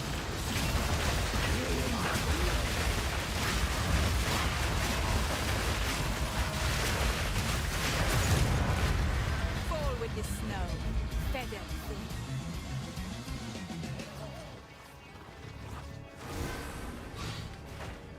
A cold to rival the winter of the world. Follow from aim. I get to craft any jewels. I know Folk. Folk wants to learn crafts, so I'm sure he's going to do 1 or 2 of the jewels for me. I don't know if any of the other gear I'm going to be wearing will need to be crafted gear. As far as I know, the minion gear isn't really craftable.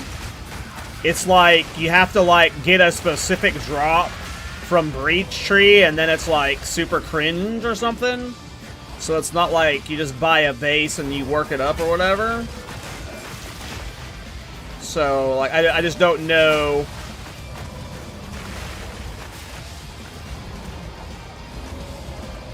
Maybe a crafted helmet? Is this still Conductive Rune? Nope, I finished the Conductive Rune build. I posted a video on my YouTube channel yesterday night. Nope, this is a, this is my Djinn build. I'm playing a Djinn build.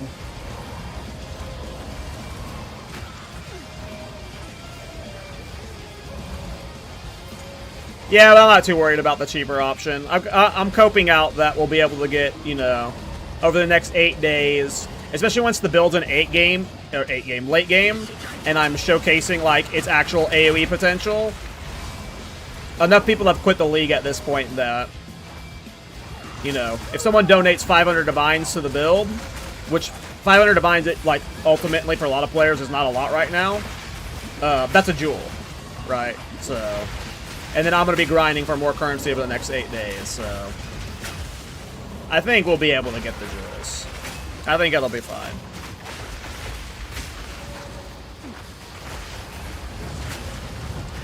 And even if we don't get any donations,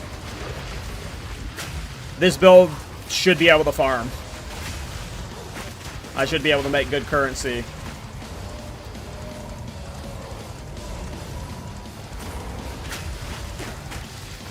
So, custom stuff, and I'll donate when it's sold. Appreciate it. And anyone who donates, I write your name down, and you'll get a shout out in the video when I do the community funded builds. People get, you know, I'll make sure you get your shout outs.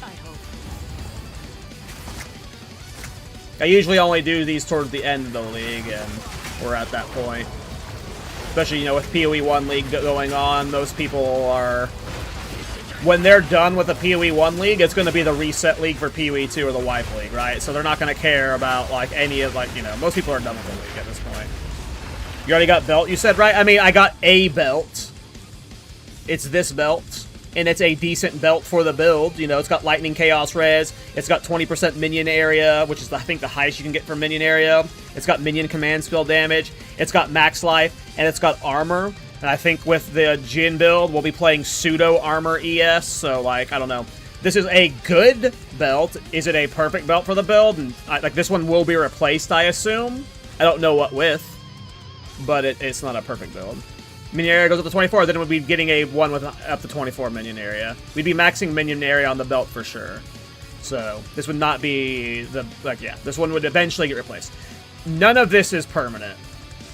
Every single piece of gear except the jewel you just crafted for me, and this Whispering Ice. Those are the only things that are permanent on this build. Everything else is going to get swapped. I did buy this. This was like only 2 divine though, so this is probably getting replaced too. Definitely getting replaced because this is kind of shit. I don't need that life regen. I don't think I really need the mana. Rather have like max life or percent energy shield or something. But yeah, every piece of gear I have is not final except for 2. Because even the Calandra's Touch, we might not run a Calandra's Touch. We might have like 2 separate, like, we might run one unset ring and then one, you know, topaz ring or something. I don't know. But yeah, none of the, like, I did no real, like, endgame shopping for this build when I started today. Like, we have done no, like, we have nothing prepped, really.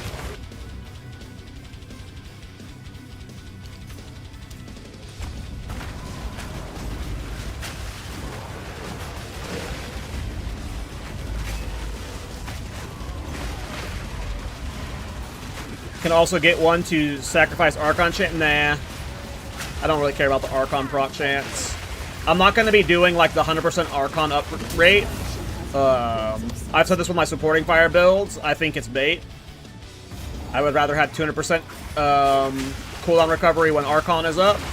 And just have it on cooldown. Because you don't need it 99% of the time. Whether I have Archon up right now does not matter. I only need Archon when bossing, so I don't ever do the permanent Archon. I think it's stupid. I think it's bait. You're nerfing your Archon for no reason.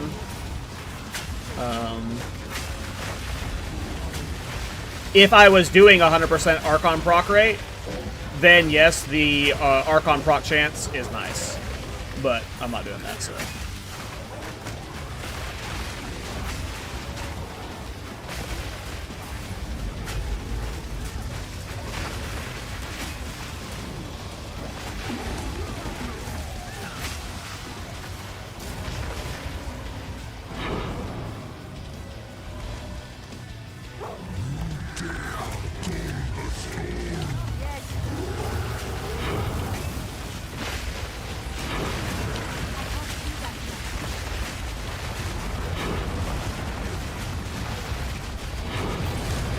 Another beast led by nothing but its own hunger.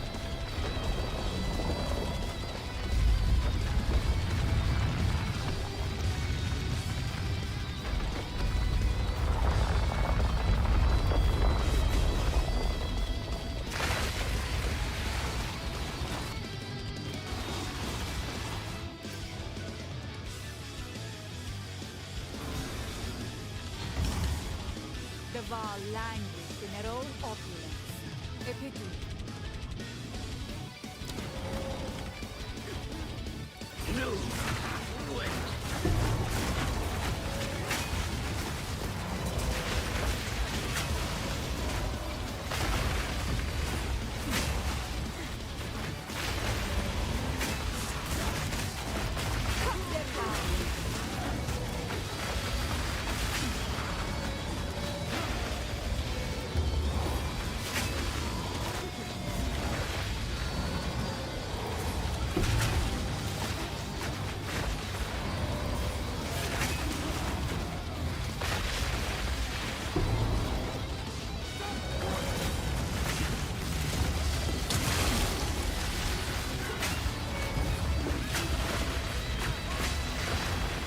Indeed, Celtic.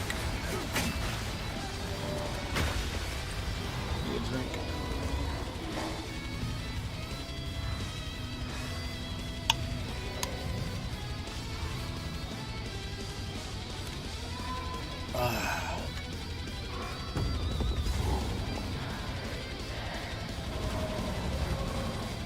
Listen now. The time of the sparrow has come. What nonsense you're speaking. Too much. Now you die. Not proccing Archon! There we go. Stand the test of time. We live for one another. I will avenge you, sister. I need more time.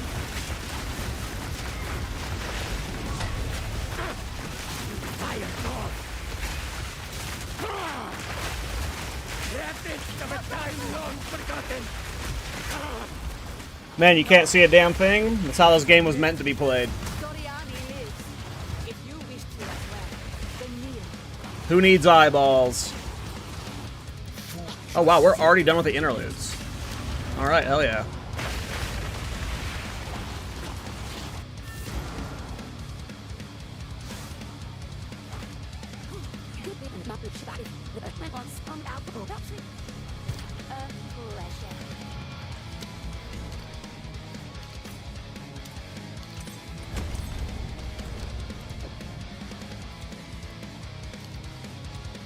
Okay, we're gonna get this jewel, and then we're gonna continue from here.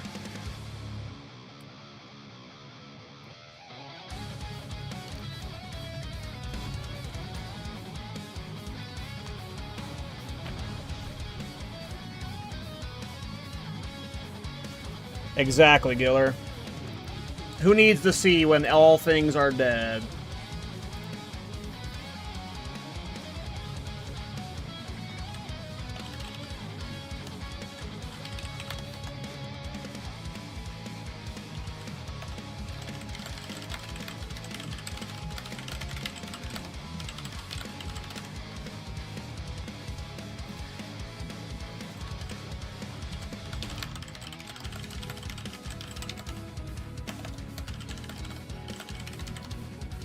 Now is not the time for that.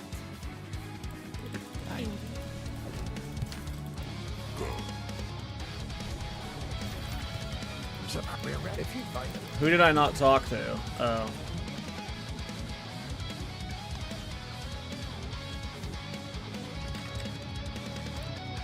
Quickly. The time has... With our This is my first Juice expedition. Holy shit, barely survived it. Expedition is nuts.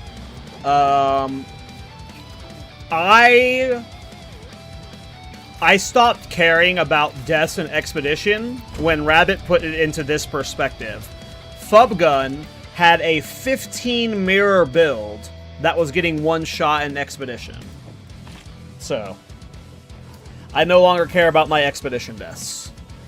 Expedition's bullshit. If a 15 mirror build is dying in expedition, there is very little I'll be able to do to survive the deaths that I get.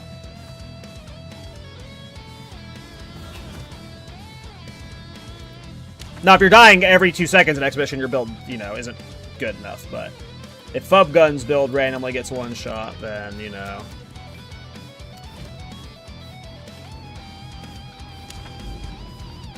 Alright, let's do this one map to complete this quest.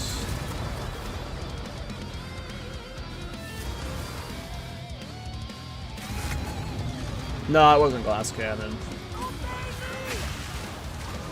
It was just, you know, one of those bullshit OP mobs that, you know... There are just some rares in the Juiced Expeditions that get absurd mods, and they can one-tap you. Even the tankiest builds. So, yeah, Juiced Expedition is scary as fuck.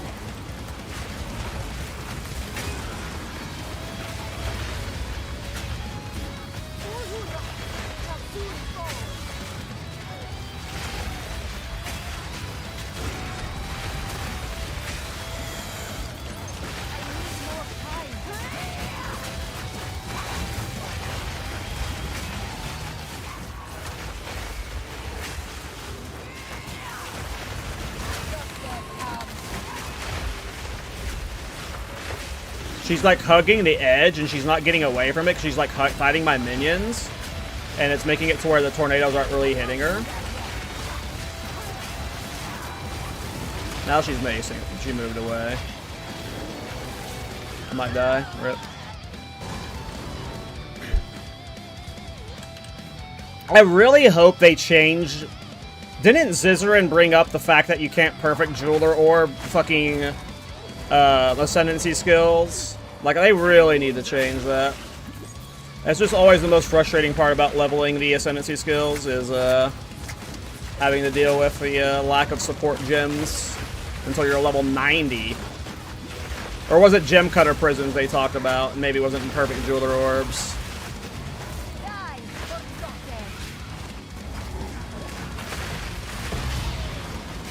I think I do have a few Untainted Paradises.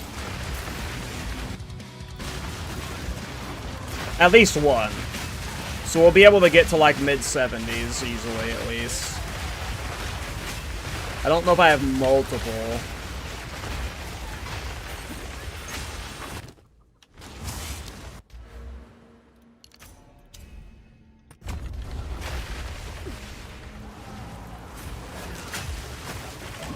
Are there any good limbs for this build? I don't think so, right?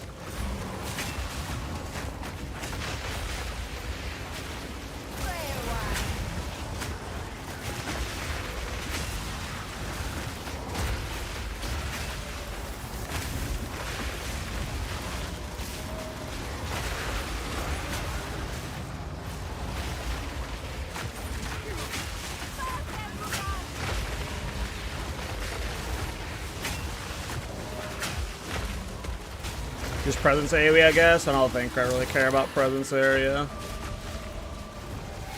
I don't think we're running Blasphemy. The hunt begins. Is Blasphemy even presence area?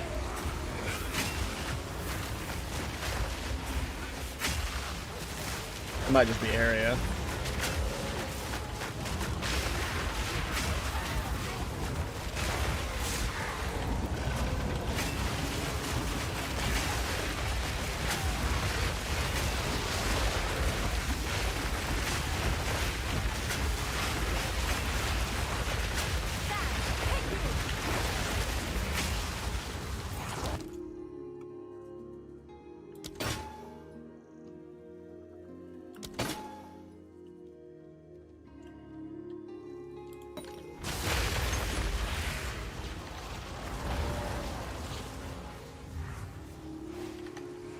Oh yeah, there's definitely some fun bossing challenges you can do.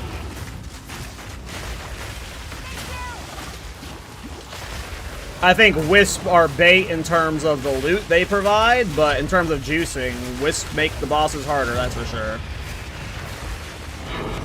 Holy bright city, Batman.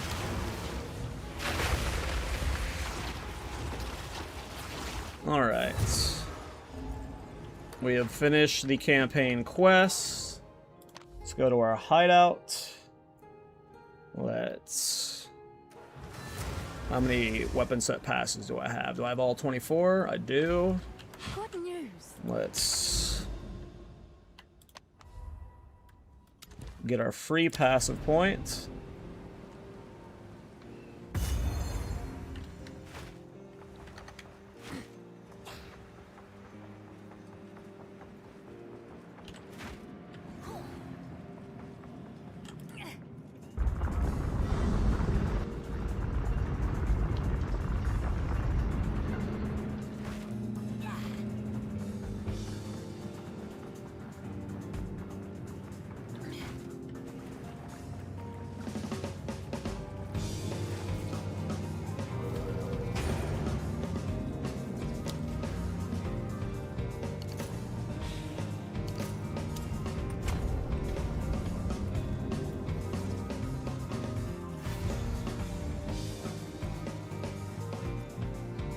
I leveled a ranger to level 90 to discover that good bow cost a mirror, or what good bow?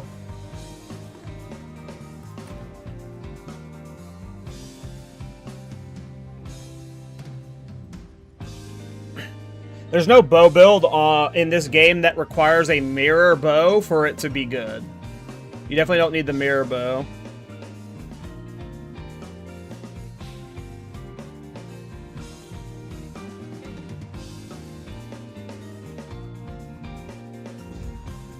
No, this is not JJK music.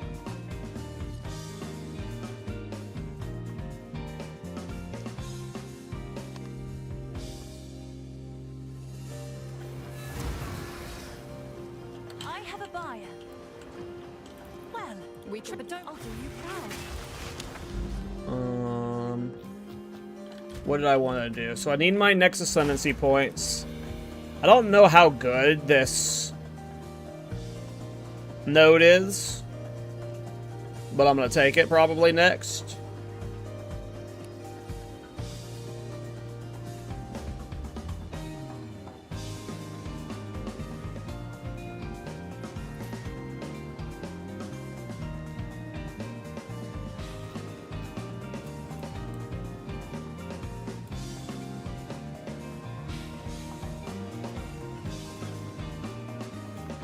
Okay. What do I do from here? What's the play? What's the play? We need levels. At level 60 something, 64, 66, I think it's 64, we get our 4th spirit slot, our 4th support slot.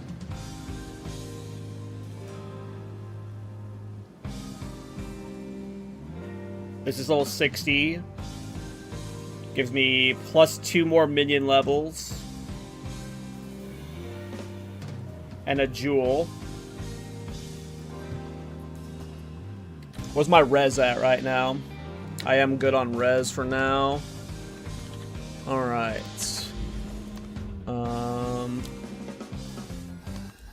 I'm pretty sure I have...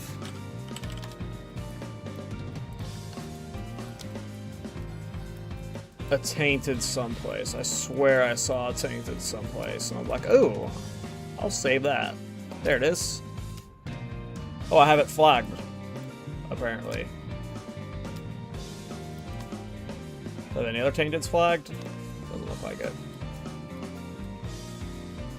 Alright, we have one untainted we can do.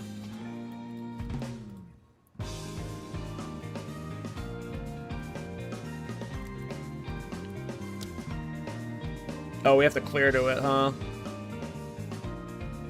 This would be the fastest path.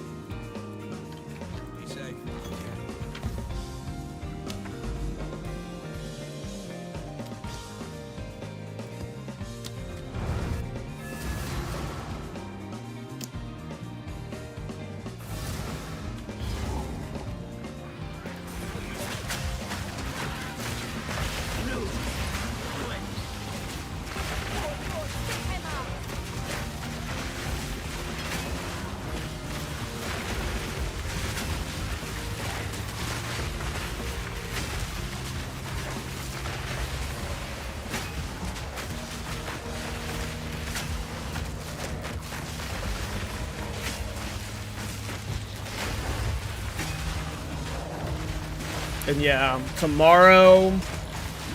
I will be streaming tomorrow, by the way. We're going to be streaming this build a lot as we optimize it. But when I'm off screen, I will get a tabula set up, and then we're just going to start trying to itemize around the tabulas. I think it's going to be important to have the tabula slotted in from the start. Not just for my autistic tendencies, but for like just itemizing all the other pieces around having that tabulas. Whether the jewels inside the tabulas are good enough yet. Like, we're going to have 6 jewels in the tabulas that are not worth running the tabulas for. But the point of that is just so I'm mentally itemizing around it. I don't know. That's my process.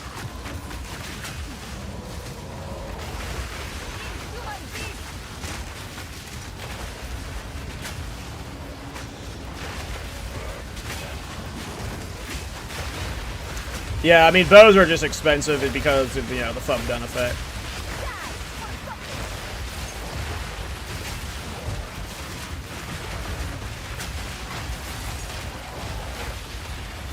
Huh. Yeah, I'll definitely be able to make good divines with this build.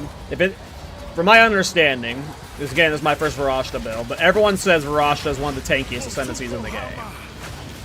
I don't ever play ES builds. And I've never played Varashta, so I don't have that understanding.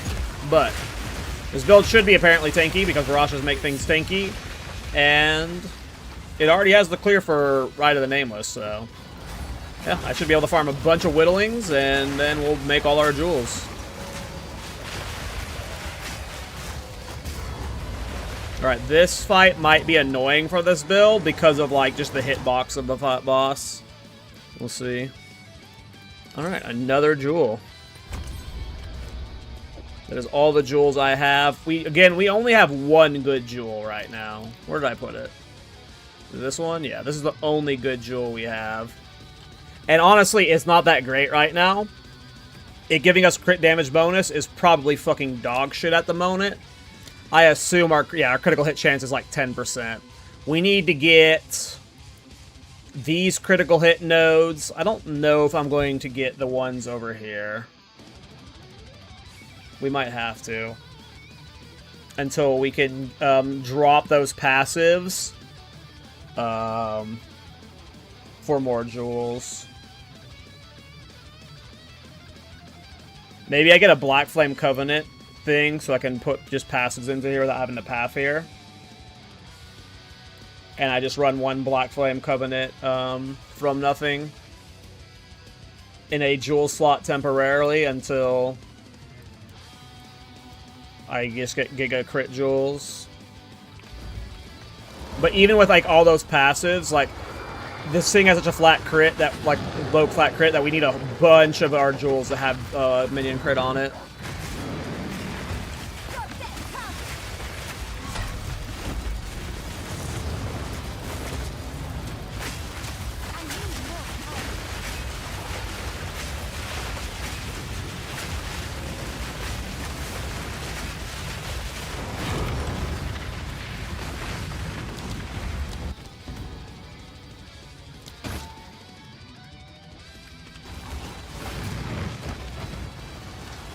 Hey, what's up, Scroats?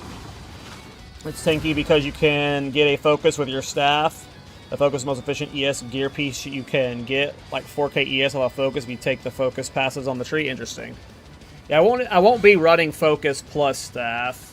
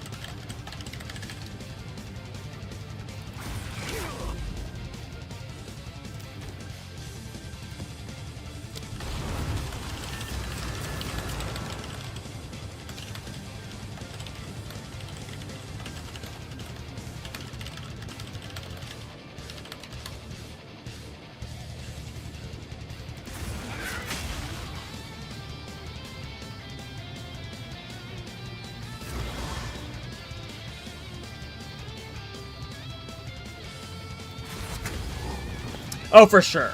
That's why, like I said earlier, by the way, like, I don't need 20 perfect jewels for this build. Our damage, long before 20 perfect jewels, is going to be one-shotting everything. The only thing I need 20 perfect of is minion AOE. As long as every jewel has a perfect roll of minion area, I don't care about, like, we want to get the damage as good as possible. We want to get its crit and crit damage bonus and, you know, all as good as possible, right? But the only thing that has to be perfect is I need that minion area roll to be juicified.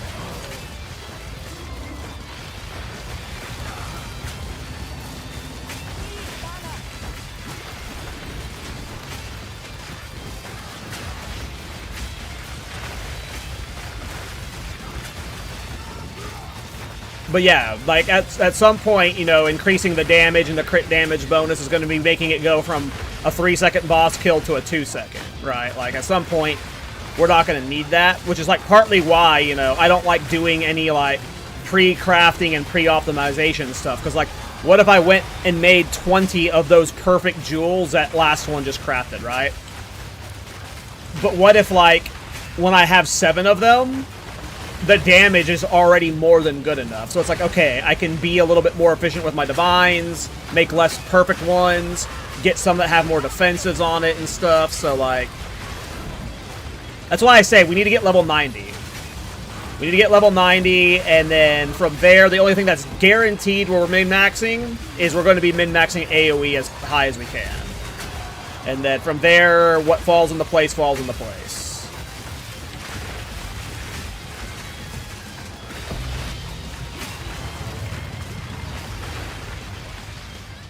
Nice to see a Fire Djinn build. Everyone does the Ice build. You see, Twice just tries to trigger me. I think Twice is just a cute little troll. He knows what to say to get under my skin. I knew if this fire... Like, I have never seen anyone do the Tornado Fire Djinn. That doesn't mean they don't, because I don't really, like, look at Djinn builds, but... I had seen almost every Djinn build I've... Like, almost every Djinn build I've seen has been Ice or Sand. I don't think I've ever seen anyone do a Fire Djinn build, except for the one that's, like, the weird Ember Fusillade knockoff. That's the only Fire Djinn build I've seen. Again, I'm not saying they don't exist. They clearly do, but... I've mostly seen Ice Djinns.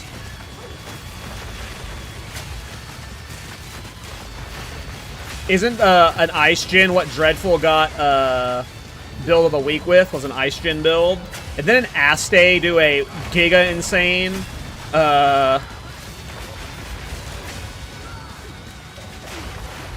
Ice Djinn build. I remember Aste and Dreadful both last patch had Giga Ice Djinn builds. And then I remember Sand being good for single target. He's made bunch for evasion and armor to get the ES on my gear. So I thought about, until I saw that minion, I wasn't planning on using a rare belt. I was planning on using a Mage Blood with like armor, so I can make the armor ES better. But now that I know that you can get 24% minion area on belts, we're using a rare belt for the minion area. Like, I'm area maxing, but I wanted to use a Mage Blood for this build for either ES or armor, but not anymore.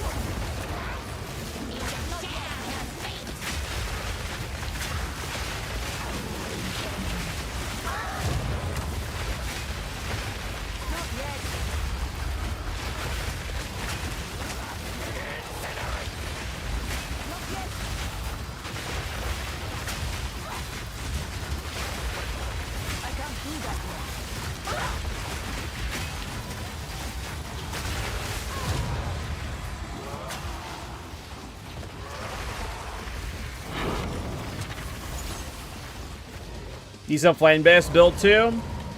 Yeah. Like, my problem with Flame Blast is I played Flame Blast in 0.1. If anyone here has played Flame Blast in 0.1, you know what I mean. It was the best skill in the game. It was the most fun skill in the game. It was amazing. And playing Flame Blast now is just a poor imitation of an amazing build. And...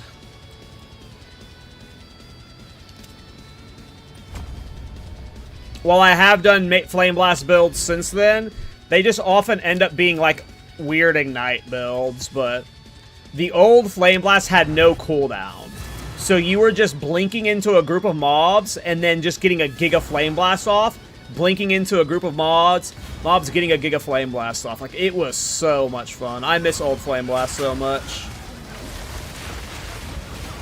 And I'm always thinking I should do a new Flame Blast build, but it's just like, I don't want to. I have to deal with its cooldown. It's just like an Ignite build now, which Ignite is fun, but if you go look at my YouTube channel, I have a Flame Blast build in 0.1, and it was like you were just going into a group of mobs and like Super Saiyan nuking them every 2 seconds, and it was just so much fun.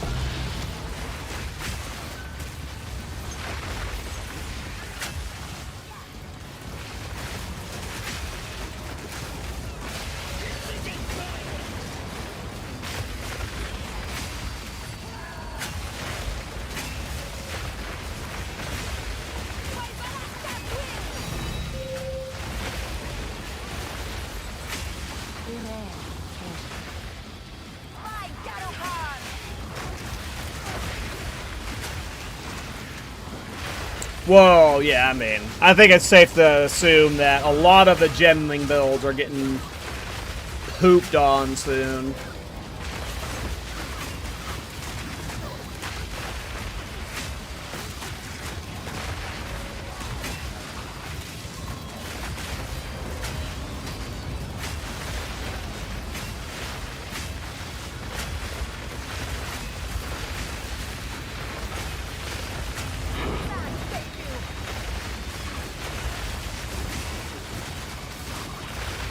I don't think there's any MTXs for this skin, but a cow flying around it would be hilarious.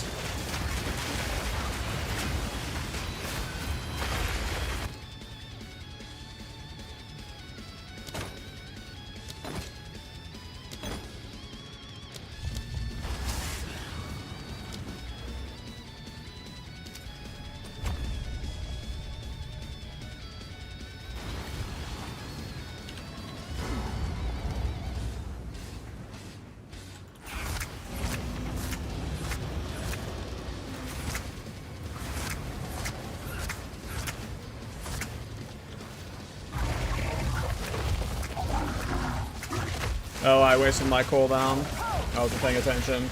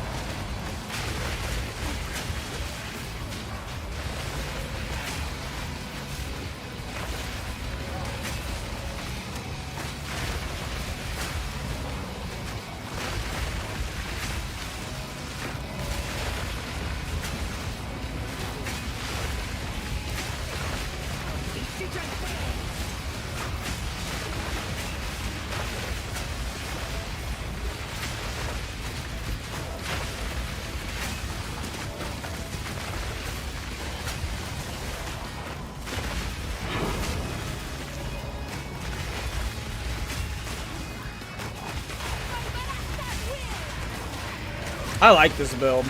This skill's fun.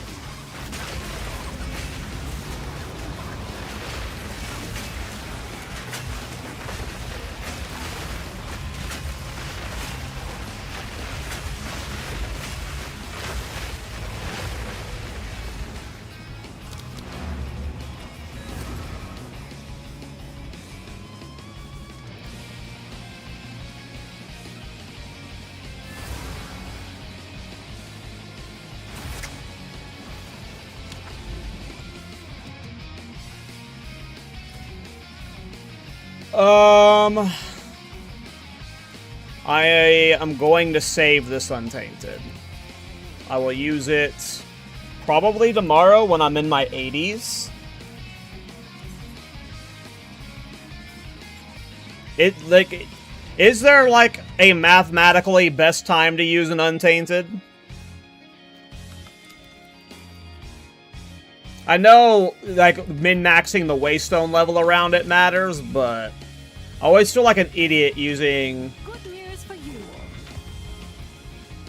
an Untainted Paradise at lower levels, but that might just be psychologically me being stupid and not understanding the math behind the experience, and that it, you know, proportion doesn't matter. But I just assume it's better to use them at a higher level when you have tier 15 maps.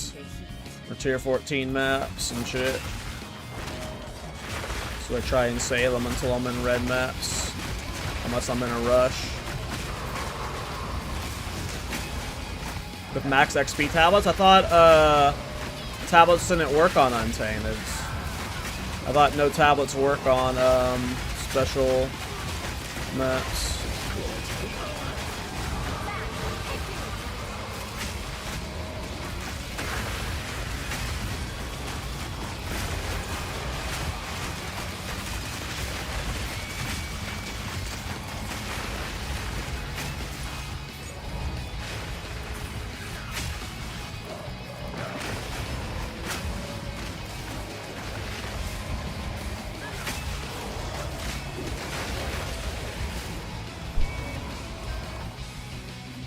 That gave a funny visual in my head. You know how the shark boss, he has the tornadoes that flings fishes at you? If they added MTX that there was flinging frickin' trucks at you, it would be so funny.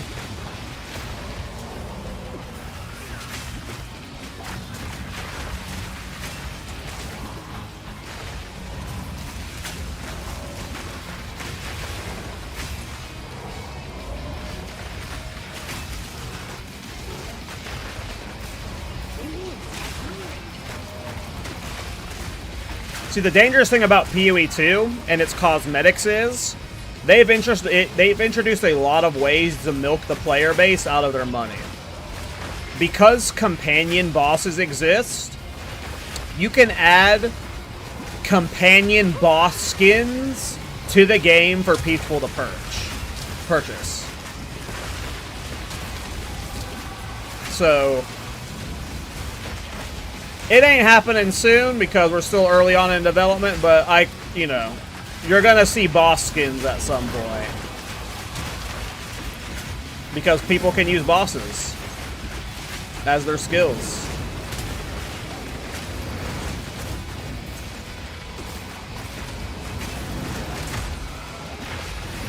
So I look forward to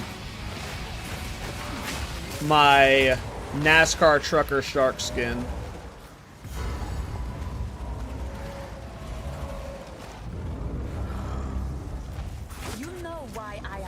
Oh no, I procced it too early. I procced it too early. Yeah, I figured this boss would be awkward until we have better AoE scaling. It's still hitting a lot of them. You left the Abyss crate? But it was probably a bad crate. 99% of the Abyss crates have nothing in them.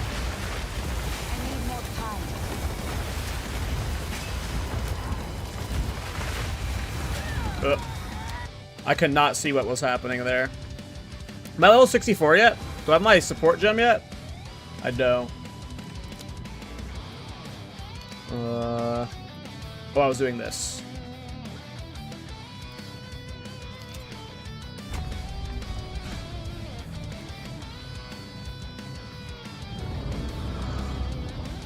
You know why I am here. Relent.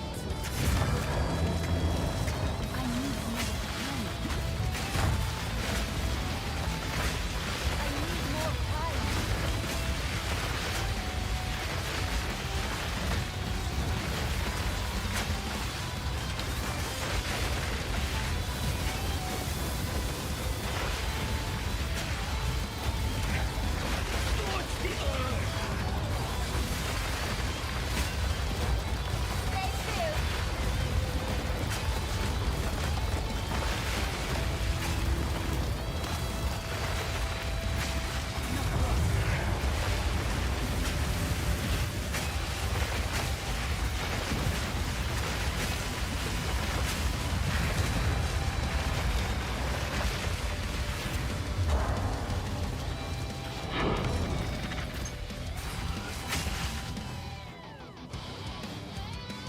Have you ever had Simulacra not finishing after a wave? Yes. It means one of the minions spawned in like a wall, like outside a wall.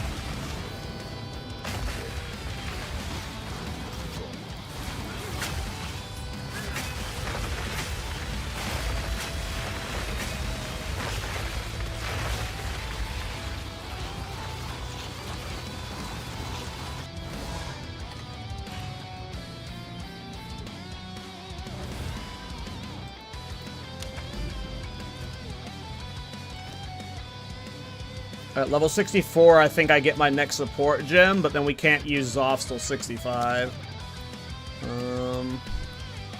Wait, there's a Rockiatos over here. Let's path towards the Rockiatos.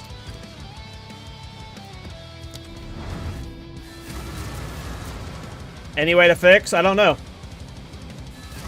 I think when it happened to me, it bricked my simulacrums. Does Black Flame work with Djinn? I don't know. I would assume no. But that is a good question. I assume no.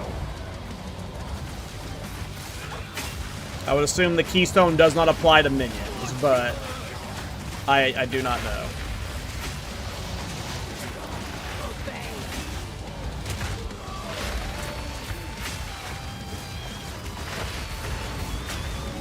You didn't put it in tablets? Well, I'm doing like blue maps right now anyway, so I'd only be getting one tablet anyway.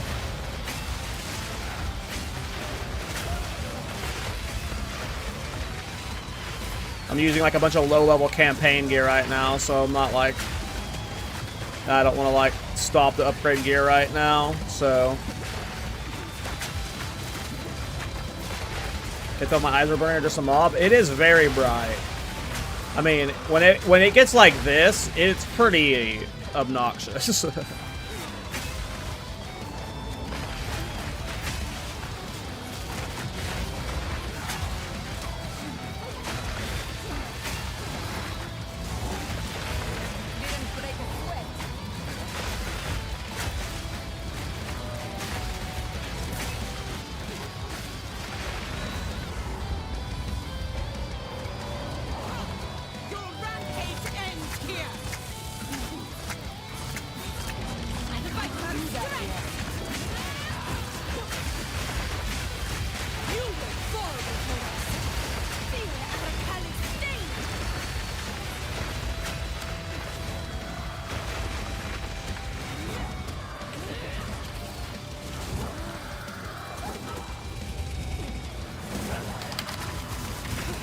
Dead here.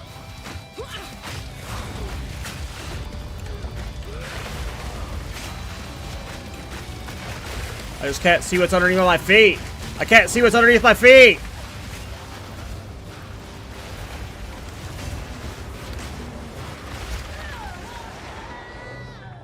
I don't know how I got alt tab there.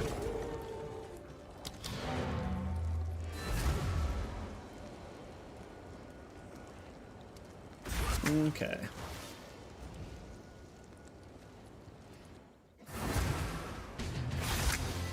Good news. Yeah, I'm also not res cap right now.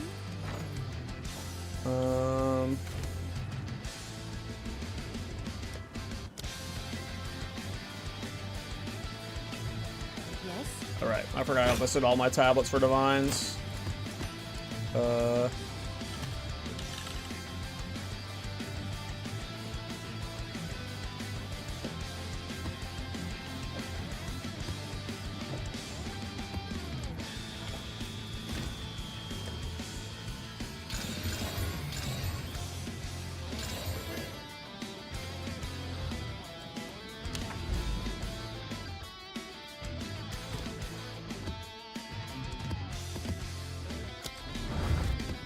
What's that staff? It's a Whispering Ice. It's for exposure cheese. It's a way you can like get absurd amounts of exposures on bosses basically instantly. It's a very powerful tech. I think the first time I used it was 0.3 or 4. Can't remember. Maybe it was 0.4.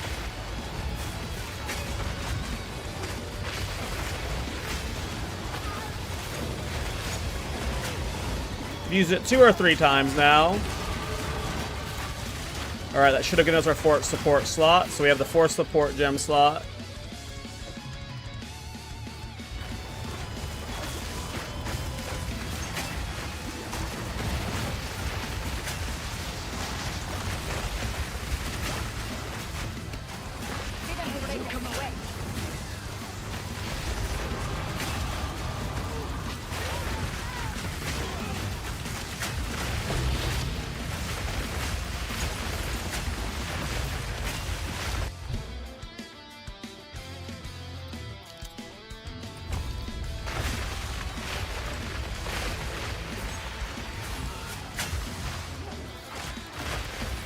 Still never seen it yet. It's usually only used for exposure tech, and because of Rakiata's flow, most people don't use exposure anymore. Rakiata's flow has a negative impact, or negative interaction with exposure.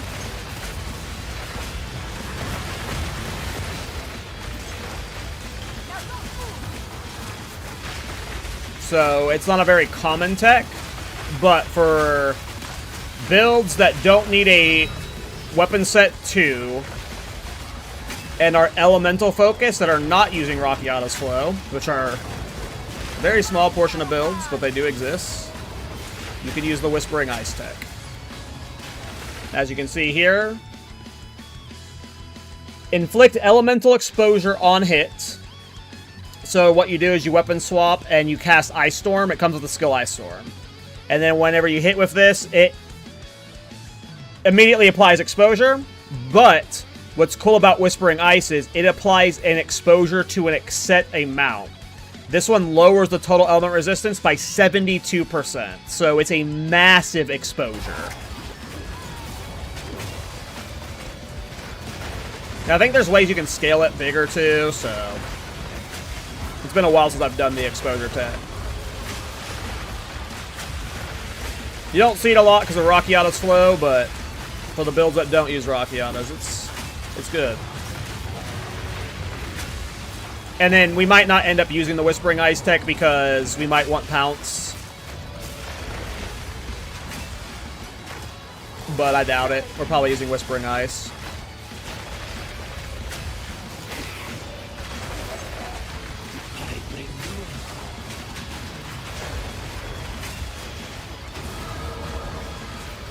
Alright. Now we can put in Zoffs.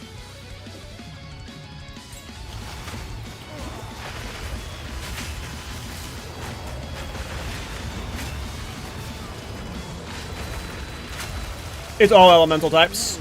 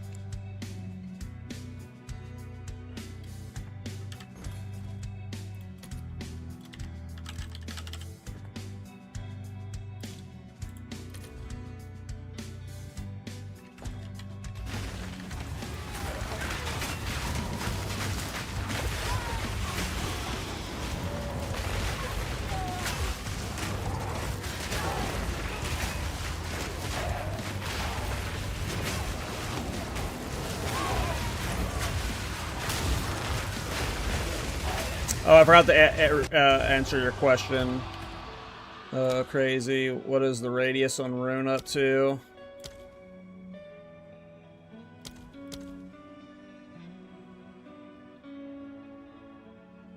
.1.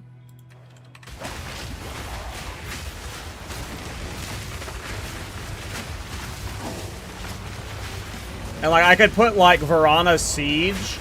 Like right now, I'm thinking of putting hulking minions in because gigantic is 20% more damage. But I don't know if you can put Varana's Siege in this. But if you can, you might not actually be able to put Varana's Siege in this. Now that I think about it, if you can put Varana's Siege into this, I will. Over hulking minion.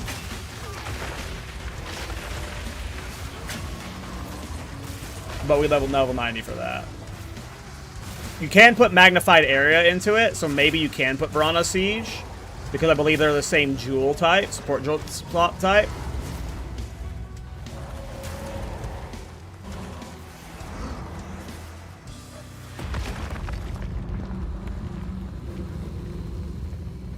Let me teach you the power of the Eternals. Of the Eternals, Marrakech. I won't do that yet.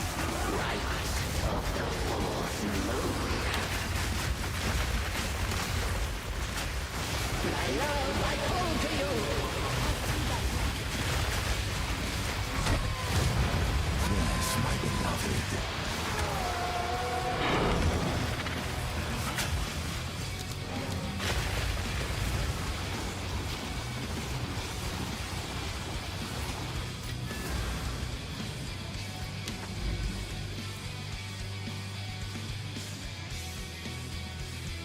They said a hidden map was revealed, but all of these maps were already... I had both of those revealed already.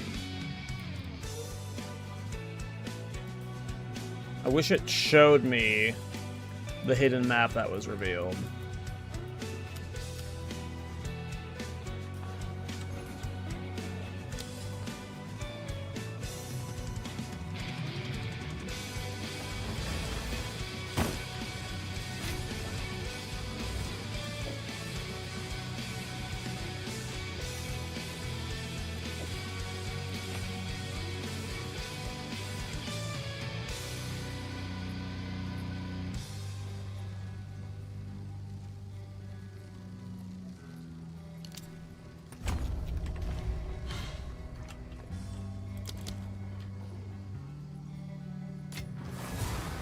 Shipment sent. Keep your chisel sharp.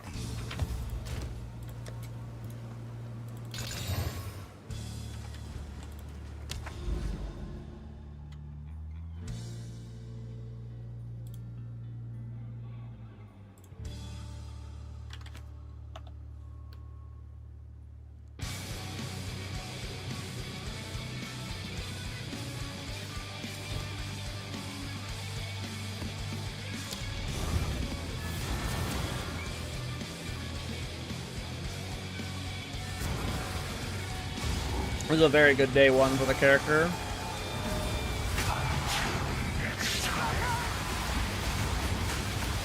Usually, I stop after interludes, but we're still pushing it into maps for a day one push.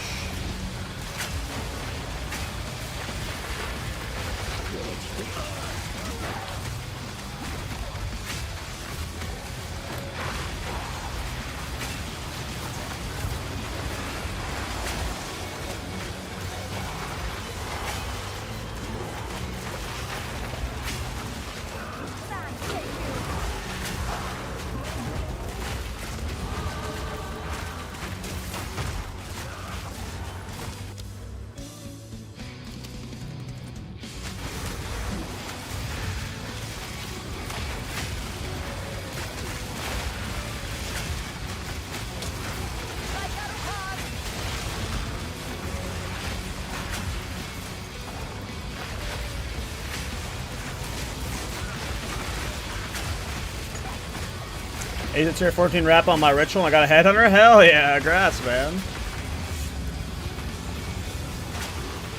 Defensive dangerous thing to solve? I think I'll be fine. I think I'll be fine.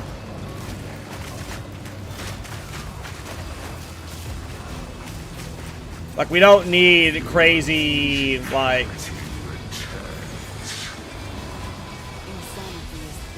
I think I'll be fine. Energy shield's overpowered.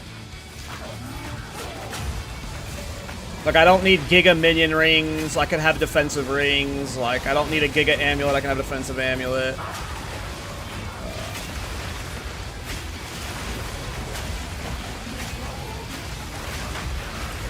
I think the jewels, once the jewels are mostly crafted and online, they're going to do so much damage for the build that we're going to be able to lean into defenses elsewhere, so.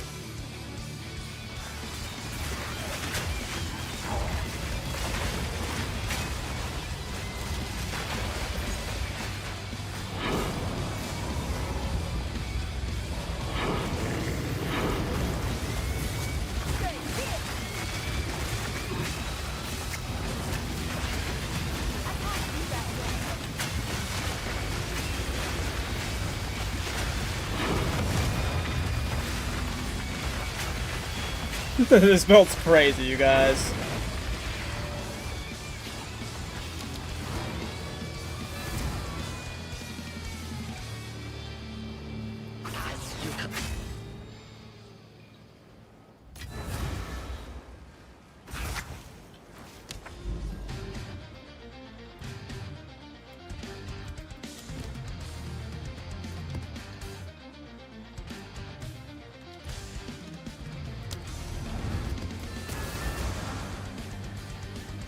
I'm guessing the other Djinn, they're not reviving minions, right? So they don't count towards muster?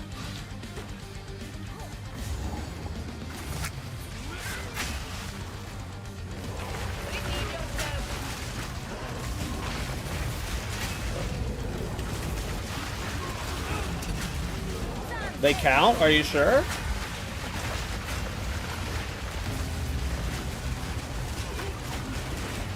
I thought muster was for reviving minions. Or Djinn reviving minions somehow?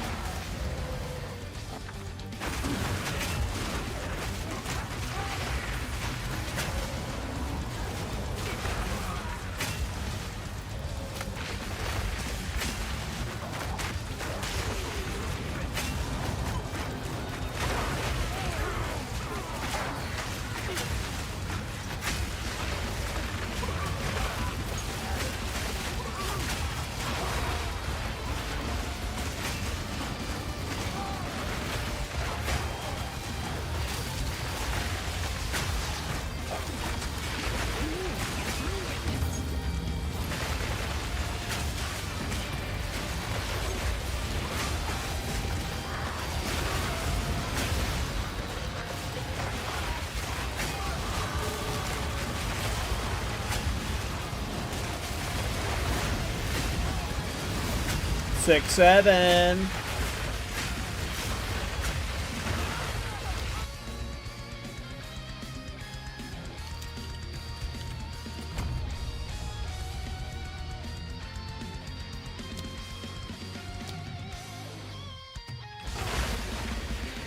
Yeah, I'm gonna need a lot of critical hit chance jewels to get this up.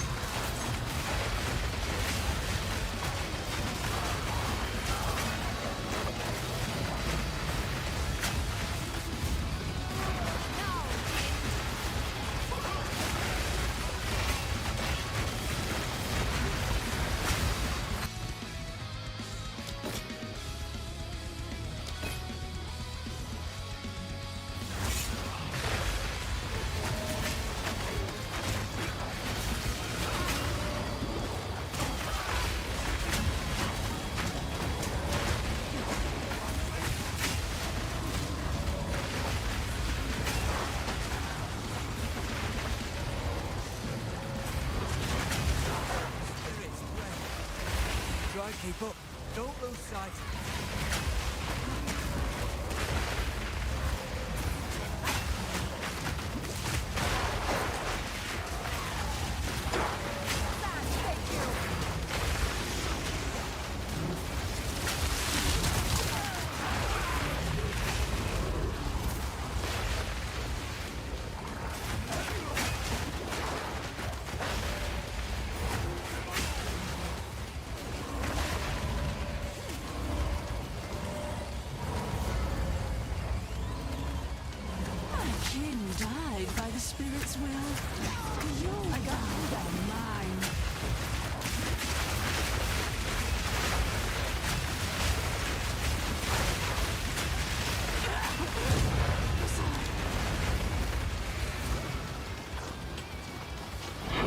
This build will have the damage when we're in late game.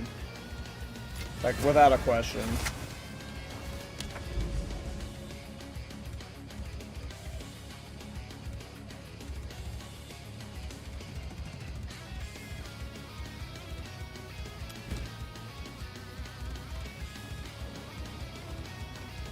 Here, let's go get our ascendancy points.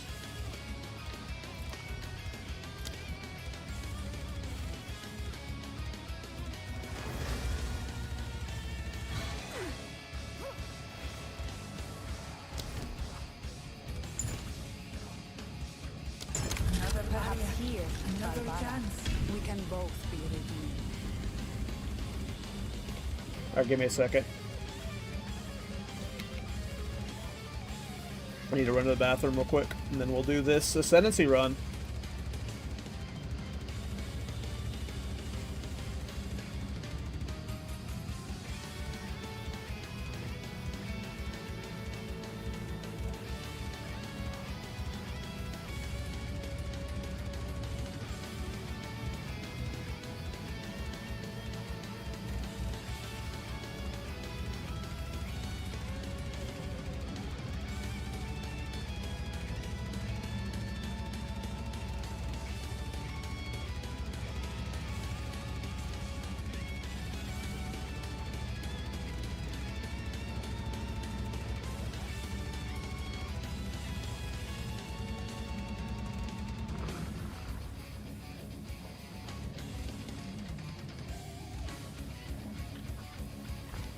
All right.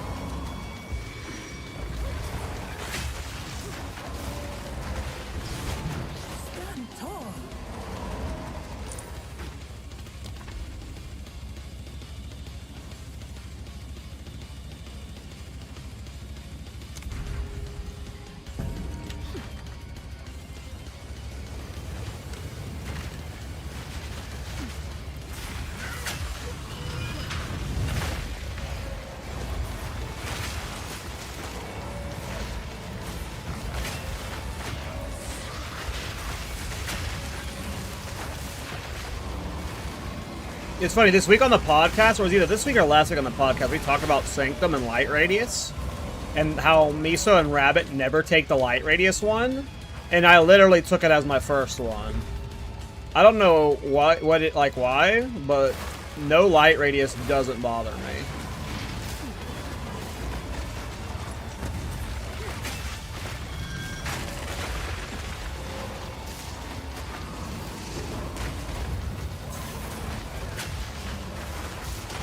Maybe just because I've done enough Sanctum to know where to go. Don't need the map to navigate this bitch. Not sure. I don't mind not having Light Radius though. It's for chumps.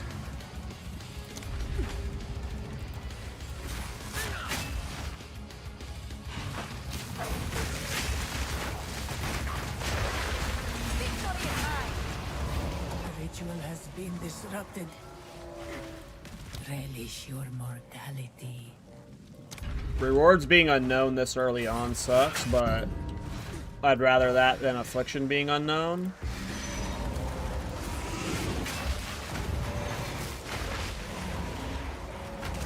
It's only a 3 boss run, so it's not like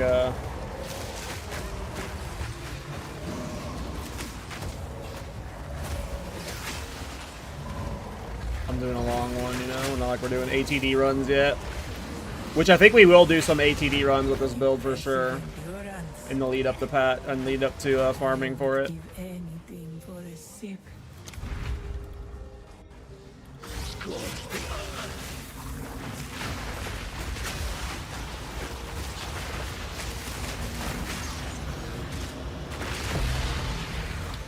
ritual Heavy has belt. been disrupted. Nice.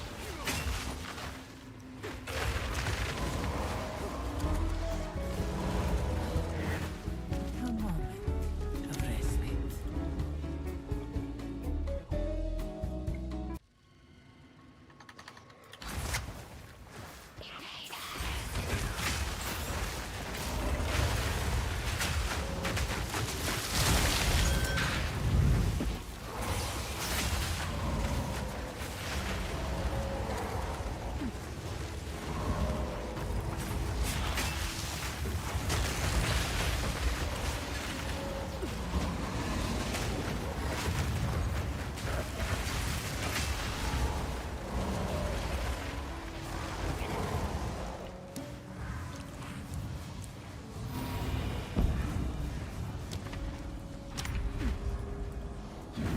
The foe ahead is formidable. Steel yourself. I can't do that yet. It burns.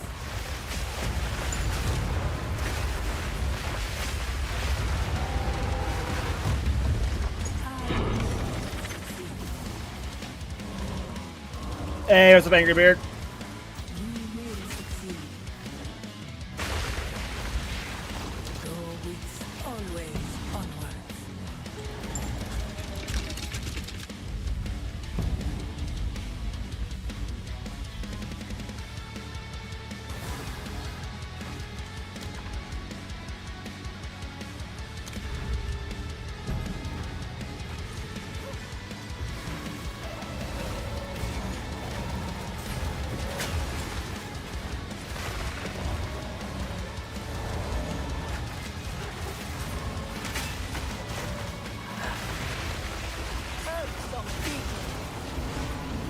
Stand tall.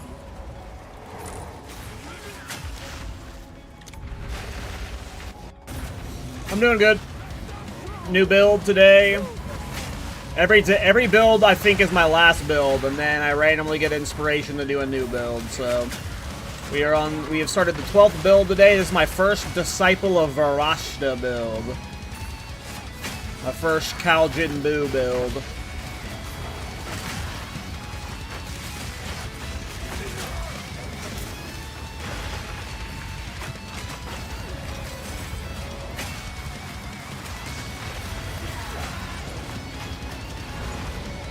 The ritual has been disrupted.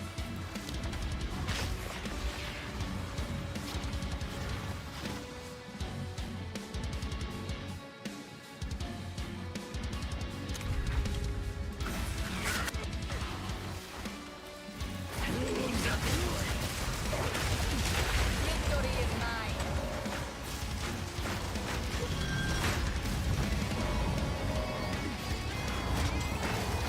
Yep.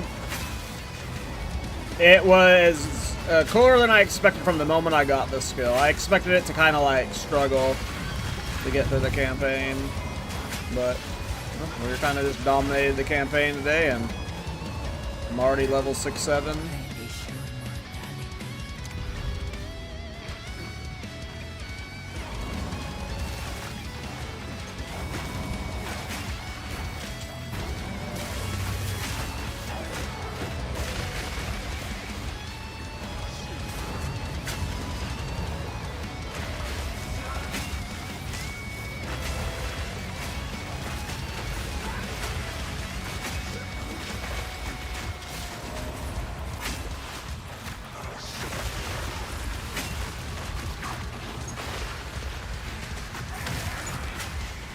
I left something alive someplace. Damn me.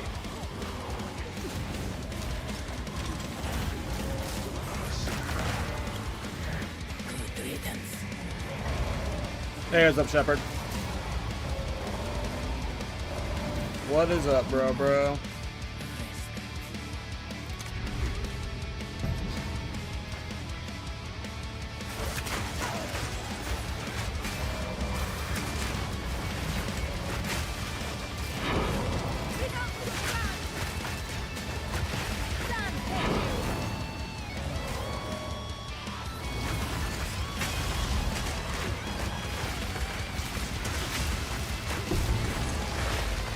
A great challenge. Glad to hear it, Shep.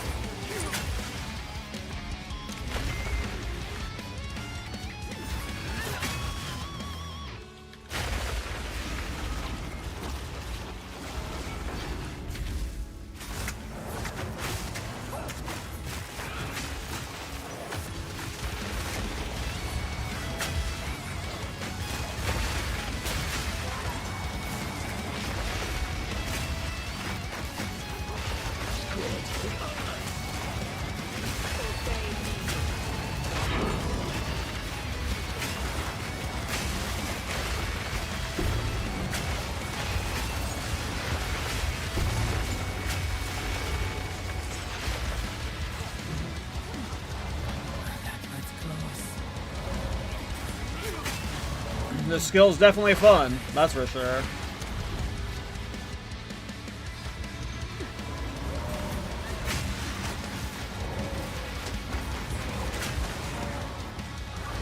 I did not...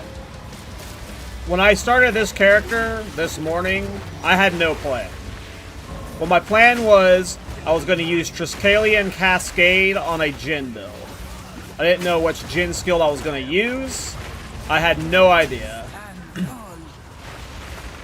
I'm not using Triskelion Cascade, though. So the whole reason I started the Djinn build, I'm not even doing anymore. But when I hit level 20 and I started messing with Djinn skills, I saw this worked very similar to the build I just did with the Lightning Trap Assassin. And then when I saw that it was just detonating a bunch of tornadoes, I was like, oh, alright. So plans changed, but it's still being something fun and weird. Oh, I did this too soon.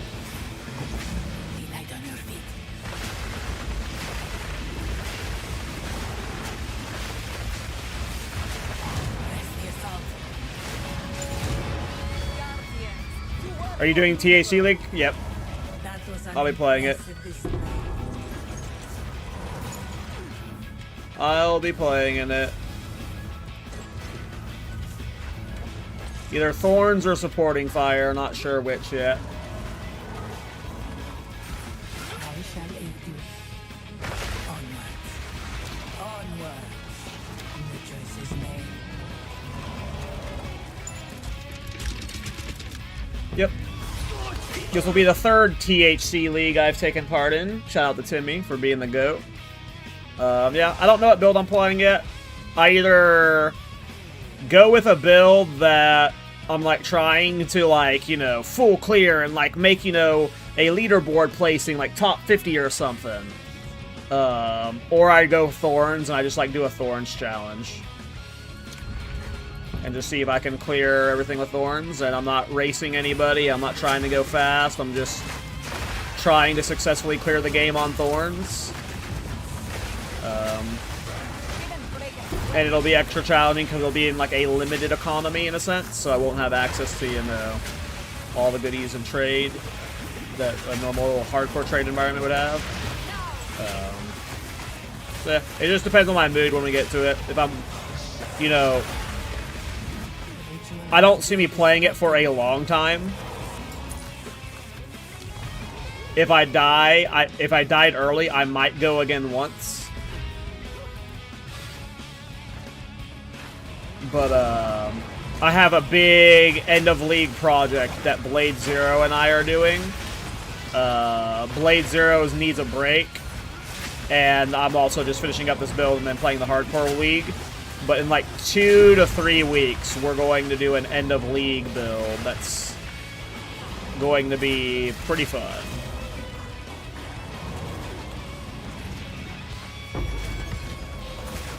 And then after that end-of-league build, I'll probably be done with 0.5 until... Well, I might go play solo Self-Found. We'll see. But I might be taking a break after the Blade build that we do until the Reset League.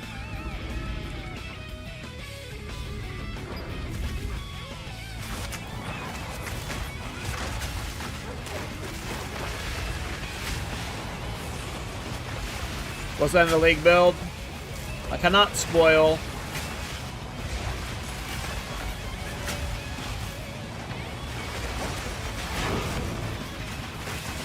Die forgotten.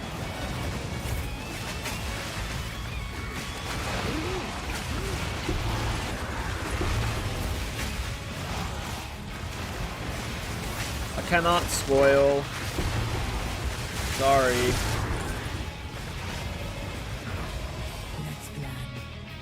It's like, it's not necessarily a build per se.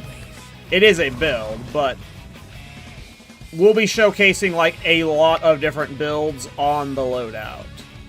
So it'll be like 5 to 10 build videos coming from what we're doing. But Blade has been creating a Giga min-max set for a very specific setup. And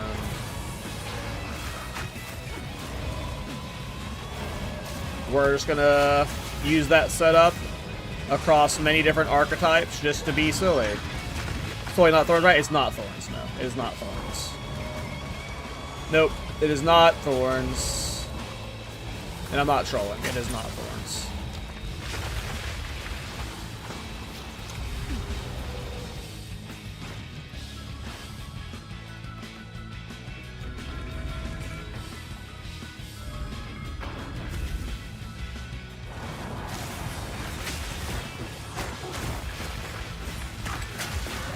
Listen, I can't. If I keep answering your questions, the no spoilers will eventually lead to you figuring it out. It is not a gemling, but I'm not answering any more questions.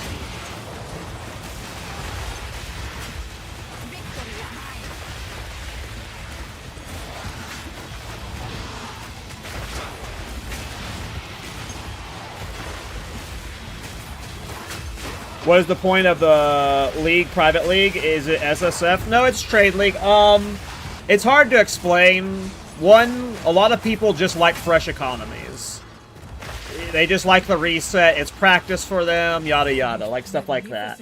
But when you actually get involved in a private league, like some of them do bounties that are these fun little challenges, but a little tight-knit community grows around these private leagues. And like, people are like talking in the Discord, like, hey, I got this item, anyone want to buy it?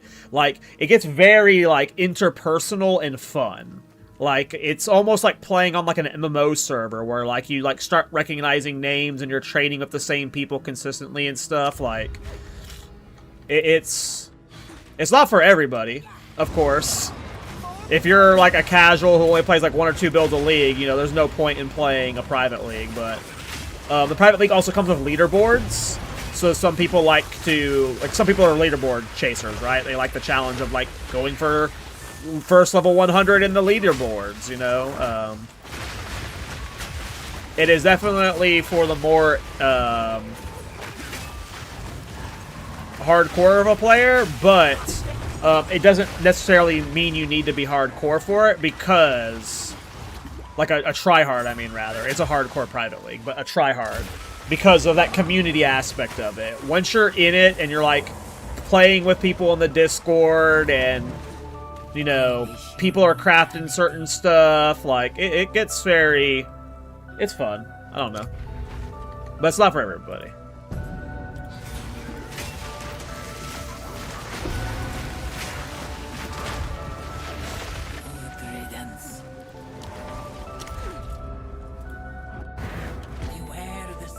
I didn't mean to hit that.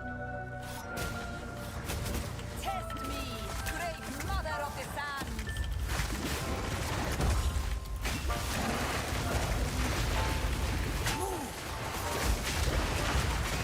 I have danced with death and survived. This was the end of the trial, my time. But I sense another. Bright ass build. I mean, Jesus Christ. Perhaps you can challenge it if you can find them. Alright. I mean, I guess I'm just gonna take this armor ES nonsense. People tell me it's overpowered, so I'm gonna take it for now.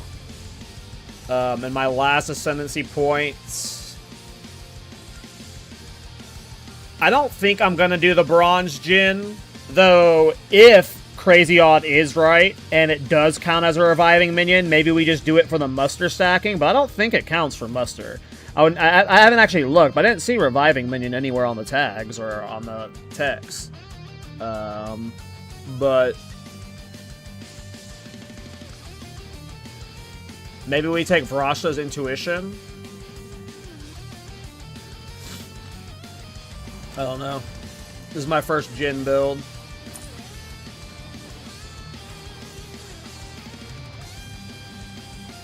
Off the experiment. It's not early on, only OP when you have like 7k ES? Gotcha. Good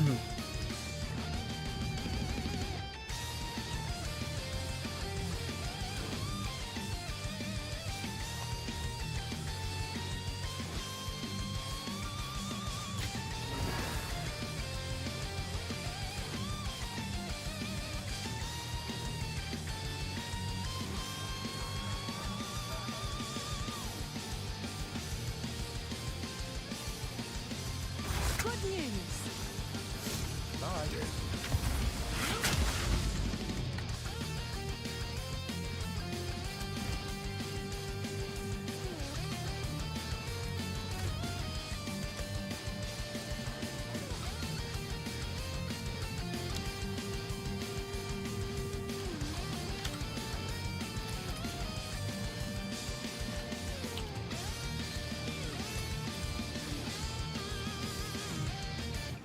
Sure, why not? Let's try a Juice Waystone 10, see what happens. It's probably not going to be good enough for it. Although Waystone 14, shit.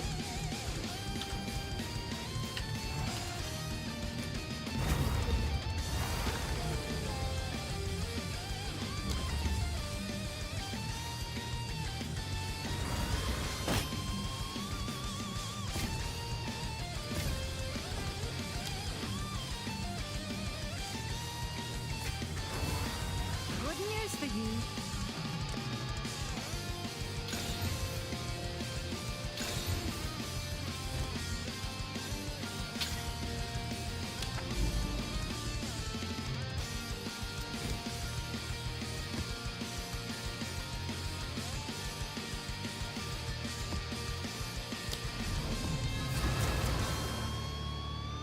Alright. Is it too early for a Waystone 10? It might be. My defenses are bad. And my damage isn't very high yet.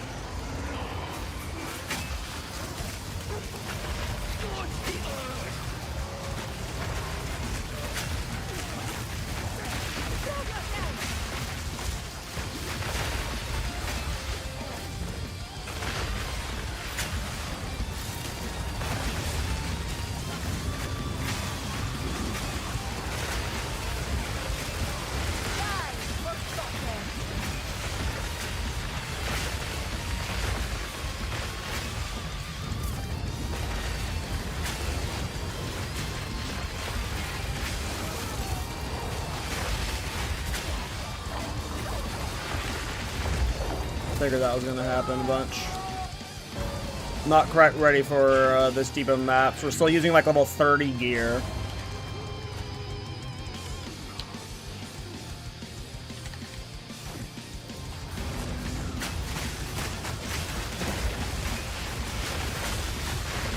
Power never dies.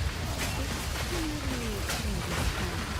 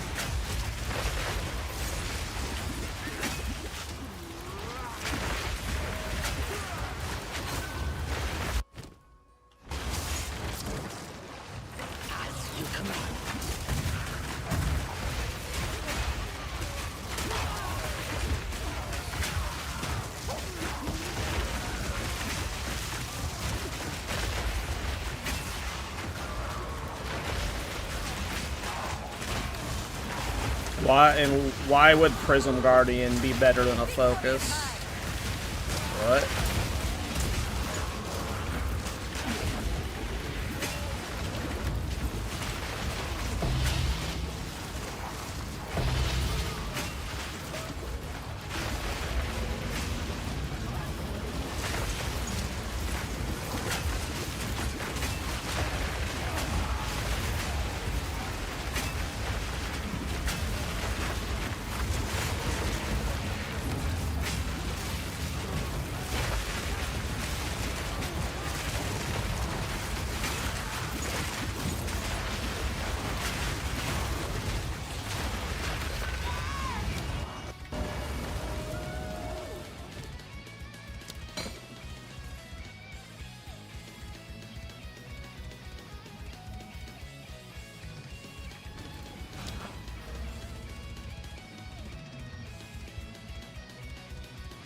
Spirit plus resurrection plus chance to block. I don't need more spirit. I'm not even using all the spirit I currently have.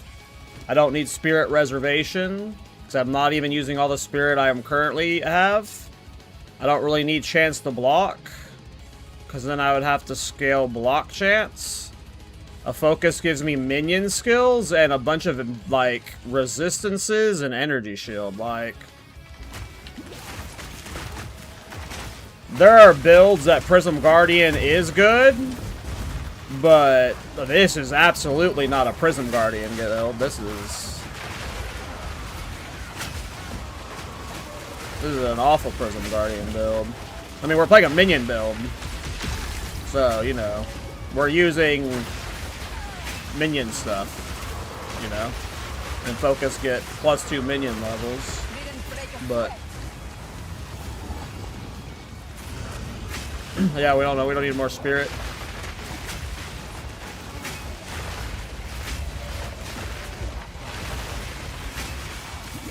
We're not really. This isn't really a spirit stacking build.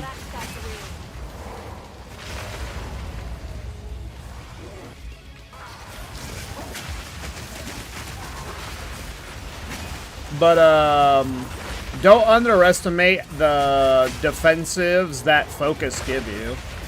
Like, I know shields on paper seem like they should be the tankier thing, right? Because they got, like, block and all those stats and stuff, but focus are some of the best defensive items in the game. You can get a fuckload of energy shield from a focus. Not to mention the resistances. Would you proc? There we go.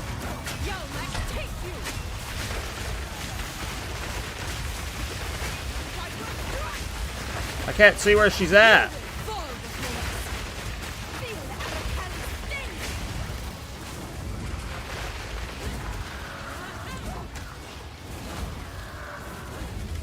This build's a problem when you can't see.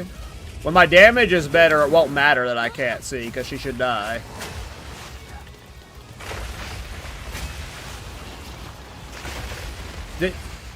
Did she jump? She jumped outside of the arena and she bugged out, and now the fight's just, like, broken. She jumped out of the arena, and now the fight's bricked. Halt! Your rampage ends here. But did she just respawn? I still can't damage her. She's, like, stuck in the wall. Naplotzi, please.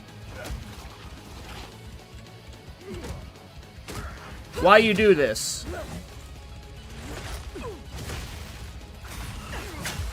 What the hell? Why did this happen?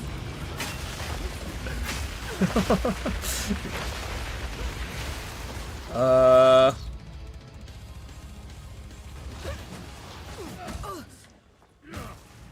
mean, I'd have to die. Fall before us.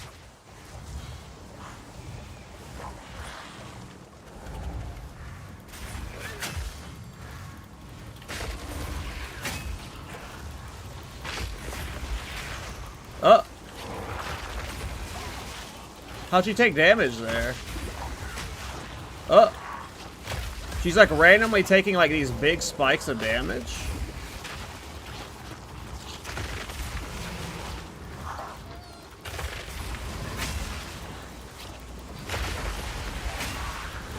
Now she's healing. No. Your rampage ends here. What the hell?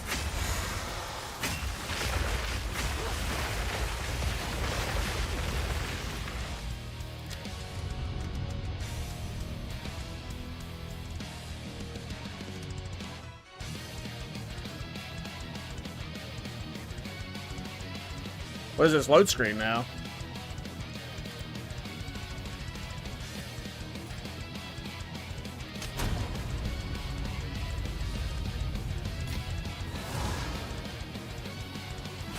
Solve it.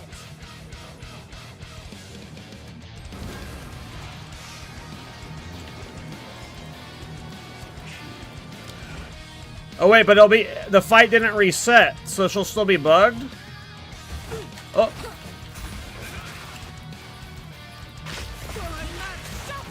Well, I guess we lost the map. Hey, Mr. Timmy P, thanks for the raid, brother. Hope you are doing well. Let me give you a shout out.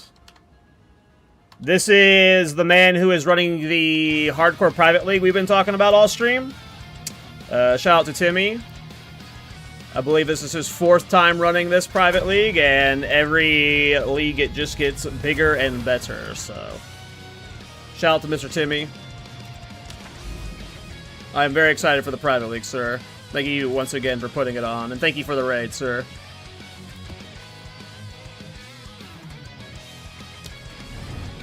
Hope you had a good stream.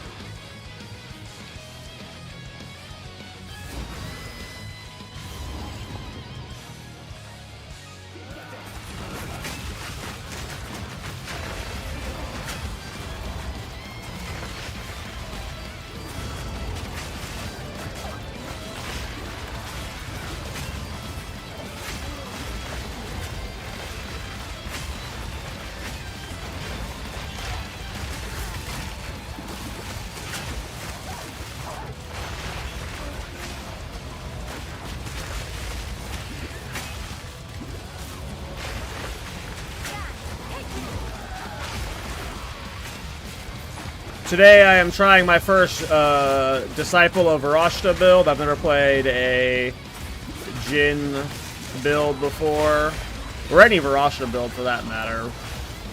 And I am messing around with the Fire Djinn right now. It is quite fun. Level 69 right now, so we are far from optimized, but the skill ended up being a lot cooler than I was anticipating. I wasn't even really planning on using this skill when I started the character, but it ended up being like just really fun from the moment I started leveling with it.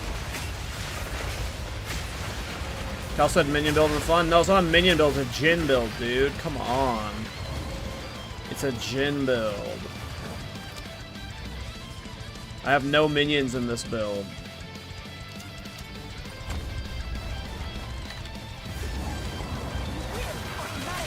Oh, I'm dead.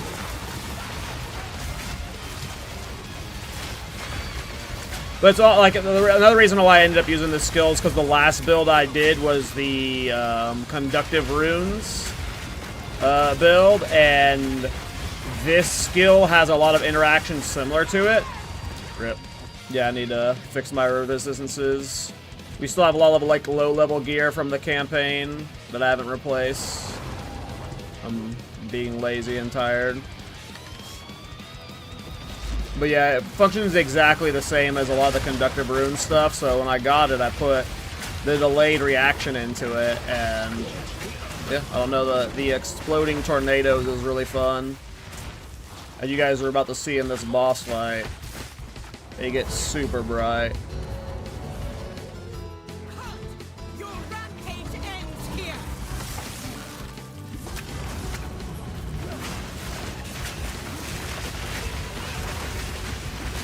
You will fall before feel how to carry stink. No, she went into the air.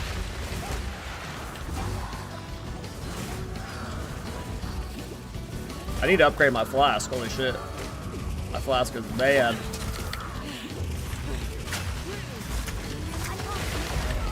Oof. We gotta upgrade our gear, boys. This low level gear ain't cutting it anymore. Let me get a new flask. Low level flasks.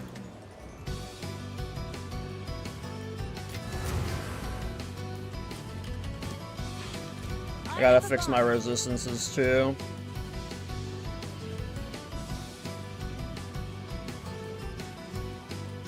Oh, I forgot I still had the level 36 body armor too. I thought I replaced that. Ugh, it's been a weird stream today. What did I come in town for? Oh yeah, I want to get a better flask.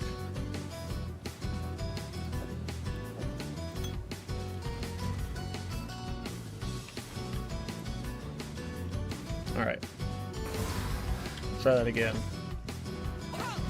Your rampage ends here. I can't do that yet. Bow to the queen or die. You will fall before us. Cannot see anything during that.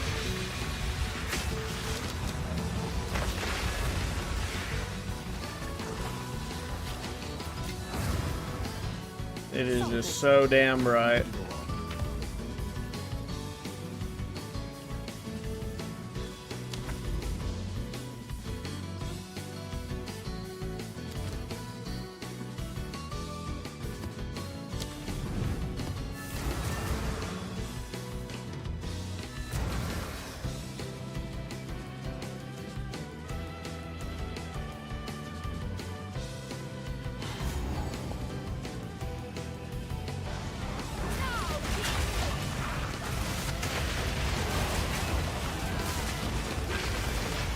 What the hell? That was so bright. Look at that, because the slow ball lightning effect merging with the tornado whirl is making a very bright spectacle. Fire tornado is the best part of Djinn sort for sure. It's weird because I've never played a Djinn build before. Jesus. Gotta fix my defenses. I've never played a Djinn build before. But every time I've seen people make Djinn builds, it's always the cold or the sand Djinns. I don't think I've ever seen this Djinn skill before. I didn't even know it was a thing. I don't think I've ever seen it. Hey Timmy, how's it going, man? Thank you for the raid, sir.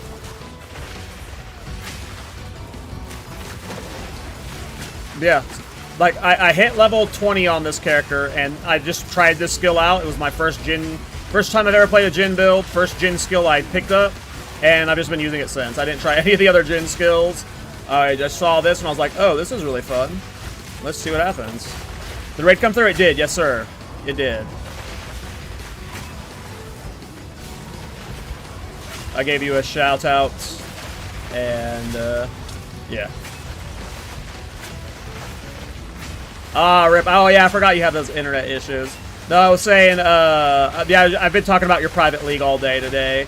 I don't believe this is your 4th time doing it. It's my 3rd time playing in it. I am very excited for it. Thank you once again for throwing on the private league, Timmy. It is always a blast. And it is cool to see it do well each time. I'm very excited to play in it. I'll either be playing supporting fire tactician. See, I'm either gonna do like a either want to do like a leaderboard run where I can try and make top 50 or something on supporting fire tactician, or I'm gonna play like Thorns and I'm gonna be like just see if I can clear hardcore of Thorns. I'm gonna go at my own pace. So I'm either doing something like try hard and like trying to like I'm not good enough to be like a top 10 type player, but maybe I can break top 50. What's like supporting fire, or I just go play Thorns. Either way, I'm playing and I'm excited.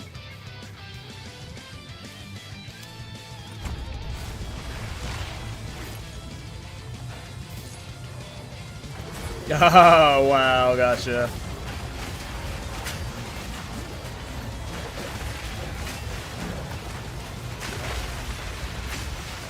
Because Tornadoes is so slow. I mean, it's a little slow, but it's not that slow. It's like a 2-second... I think my detonation time is 1.8 seconds. So, I don't know. I think it was fun. And I'm only level 71. I'm still using level 30 campaign gear, so... I don't know. I feel like by the time this is min-max, it could be really fun. I mean, it's already really fun.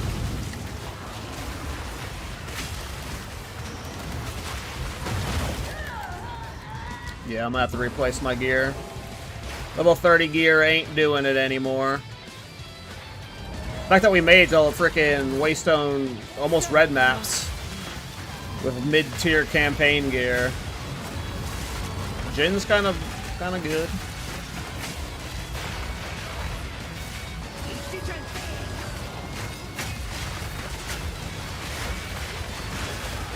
God, this build is so bright.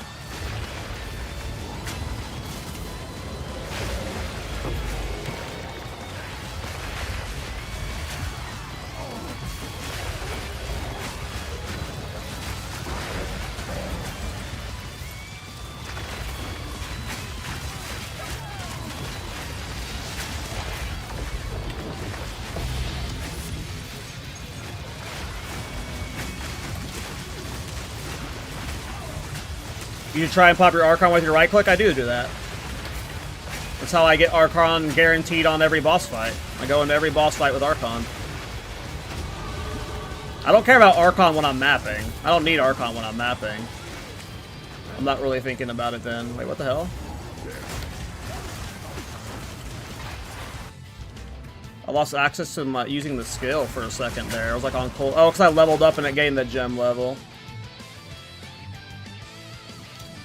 Yeah, the only reason I have the brand bound on my hotkey is for fishing for Archon.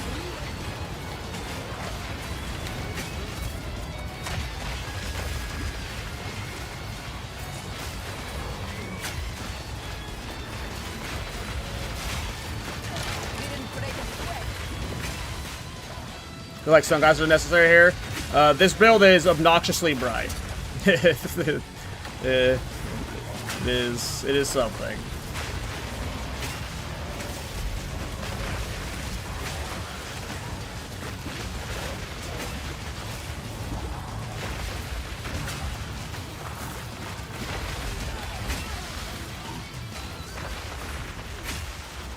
Hey Cal, love the podcast this week. Appreciated the mini shout out with the Blizz comparison. It was a pleasure talking about it with you the other day. I'm glad you liked that podcast, because I don't know if the VOD's posted yet, but I'm expecting to get roasted in the comments. I feel like I was annoying as fuck this episode. I was tired as fuck. I had like 30 minutes of sleep. It was like 3 a.m. And I felt like I was just like, interrupting Rabbit and being a dork the whole time. Yeah. Oh, that's something like, you know, it's the reason why I got into game development, is that whole discussion around Blizzard and the philosophy of game design and stuff. Like, which pod I could use something to listen to? It's called the Path to Exile podcast. I don't think I have chat commands for the podcast. Let me see if I do. Do I have a chat command for the podcast? I don't. It's on Miso Shiro's YouTube channel, or if you look it up on Spotify or Apple Podcasts, it's called The Path to the number 2 Exile. It's a weekly podcast. We do an episode every Thursday. There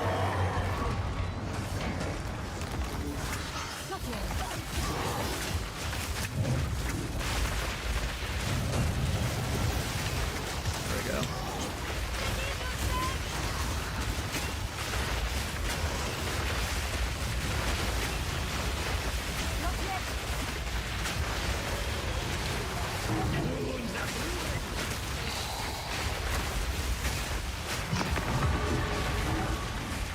Damn, already level 73. Started this character today. We blasted through the campaign. Already... I hate that this is already in my tree, by the way. Part of me wants to just stop being so greedy and just play defensively for now until... Because there's really no point for me to chase more jewels until I have good jewels. So I think I'm gonna go for Patient Barrier and Enhanced Barrier. And then I'm just gonna make myself tanky for now. And then whenever I get around to crafting more of these Giga Diamonds, we're gonna try and craft 20 of these, by the way. We need 20 of these total. Not all of them are these exact stats. The only ones that need to be exactly like this are the top two, the minion area and the minion damage. The crit damage bonus can swap with critical hit chance, and the energy shield from focus can be other things that are like just beneficial to the build. But I need to make 20 jewels for this build. My final goal is going to be stupid, but we're going for it. But most of my jewels are just dog shit jewels that are like 8% area for minions and armor, which is doing nothing for my build at the moment, really. So there's no reason for me to like... Honestly, it's already kind of stupid that I've gotten this many jewels with how bad half of these jewels are. But yeah, it's not worth it to keep chasing jewels, so... Let's take Enhanced Barrier, and then Patient Barrier. And yeah, we'll just take ES stuff for now.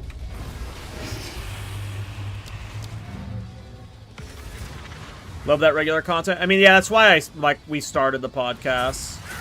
The reason why I reached out to Miso and Rabbit about starting the podcast is, like, I'm somebody, like, whenever I'm addicted to something, or, like, I hyperfixate on stuff, and it always bothered me that there was no regular PoE podcasts. They happened once a league. Then we're already in tier 11 maps with, like, just this poo-poo level 36 gear. Hell yeah. Yeah. It's super nice just having a weekly platform to talk about the game about. Every Thursday, this episode... I don't know if the episode for today is on YouTube yet. I'm sure it is by now, but I haven't checked. But we had Snoobay.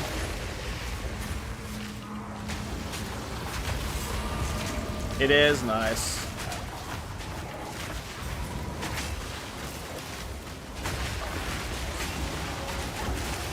Which this episode was a little bit of a different vibe than normal. Ignoring the fact that I had 30 minutes of sleep and I was just fried the whole time. Snoobay is a very unique guest. He was an excellent guest. He's very good at talking. And we were just kind of enabling him for that, but a lot of it was like, I don't know, Snoobay is just very good at talking, so a lot of it was more of like us interviewing Snoobay, which isn't normally what I would say the podcast is. That podcast felt very much more like like it was more interviewee than normal, not in a bad way. It was just like the three of us were eager to learn about Snoobay's thoughts and stuff, you know. He's just very, you know, articulate and well-spoken. But, like, if you compare that episode to, like, the Farmer podcast, it's like two different podcasts, right? And not saying that's a bad, like, in a bad or a negative way. It's just, you know. Every week we usually bring on different guests. And the vibe of the episode usually is catered towards that guest. And a lot of the time, but like, yapping too much. And I'm still tired from this morning. That's the excuse I'm going to go with for dying there. But a lot of time on the podcast, like, it's the first time we've ever talked to the people. Like, I've talked with Snoobay, like, in DMs a few times, but I've never had a conversation with Snoobay.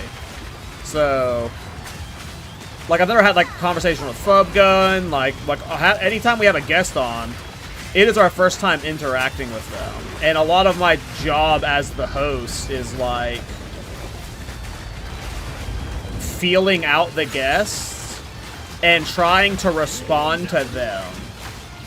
And, like, because some guests are just very different in how they talk and engage with, like, some need to be enabled. Sometimes you have to, like, force information out of them. Some are very good at talking. Like, you don't know how they're gonna vibe with us. So, usually, like, the first 30 minutes are just kind of feeling out the guests. Which is why I usually always feel awkward at the start of every podcast, but then once we're like 30 minutes in, I stop worrying about it.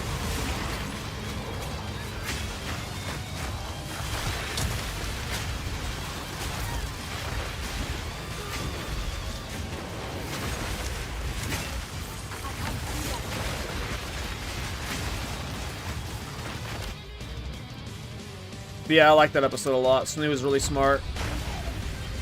It sucks because, like, it's really awkward because myself and Rabbit don't play PoE 1 anymore. We don't, like, we're fully focused on PoE 2. But when we have these PoE 1 leagues, like, Snoo wanted to talk about PoE 1 a lot more, I'm pretty sure. But it's like, there's not really much we can say about it. Like, it's hard to talk about because I haven't even seen the reveal trailer for the PoE 1 League. Like, I don't know 90% of what's coming with it. So it's just like... And then same with Rabbit, you know? So, it's a little bit awkward around the PoE 1 League launch because the creators we're getting on are oftentimes playing PoE 1, not PoE 2 right now. But we are a PoE 2 podcast.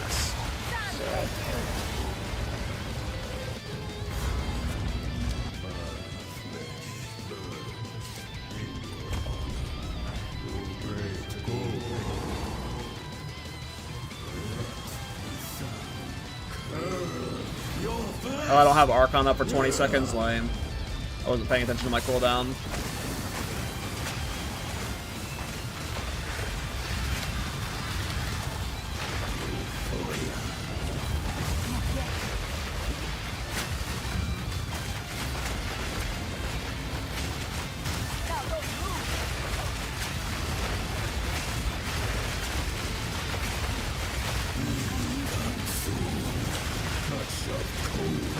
Oh, I see. I understand now. I was like, why isn't my exposure not working anymore? Oh, wait!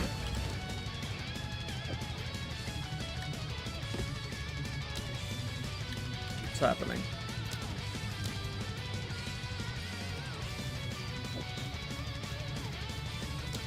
Why can't I get access to my weapon set too?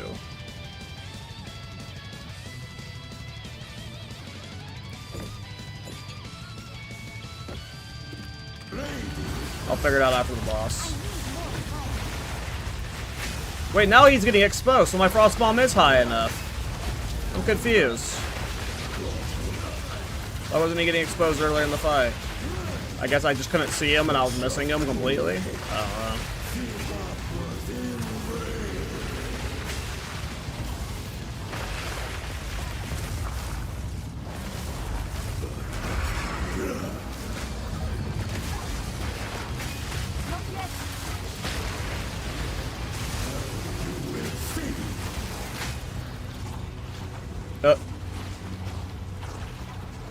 Hey, are you playing the league tomorrow? No, I'm not going to. You're gonna try it for the first time? Good luck!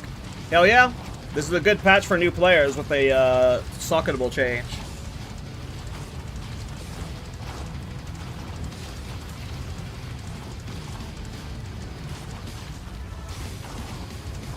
Of course, the game had to lock up when it's making the most obnoxious noise.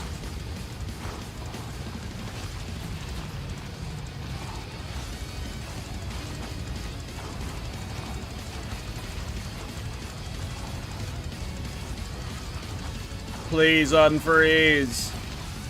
Release me from this torment. Hey, what's up, Panda? How you doing?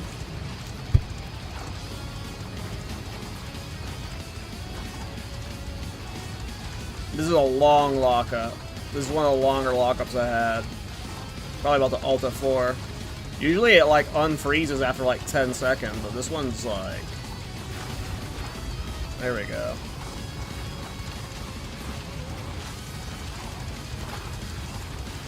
I probably need to install that NVIDIA update that everyone's talking about. I got sent to the login screen. Wonderful.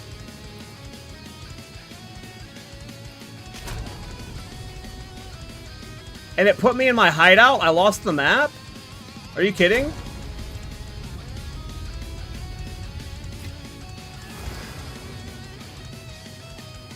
Shipment sent. I mean, I'm doing red maps with level 35 gear. But I'm not trying to make this an Ignite build either, to be honest. Hold on, okay. Let's do this before I forget. So...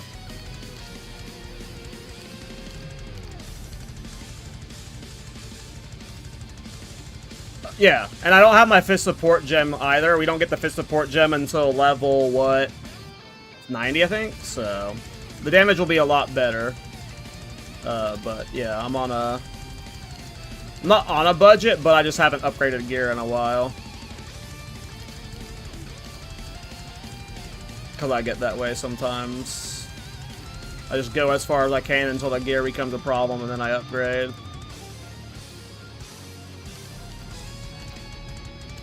Okay.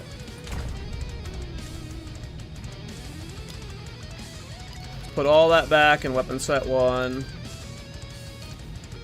I'm doing Entangle till I get enough gold to swap right now. Nice, Entangle can be cool.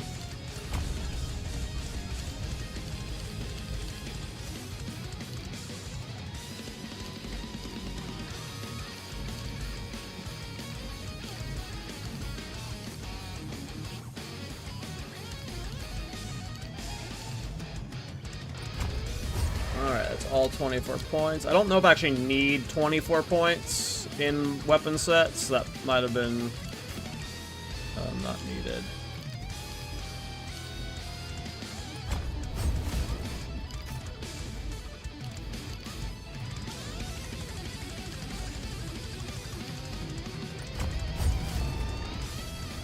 I think that's all the important exposure stuff.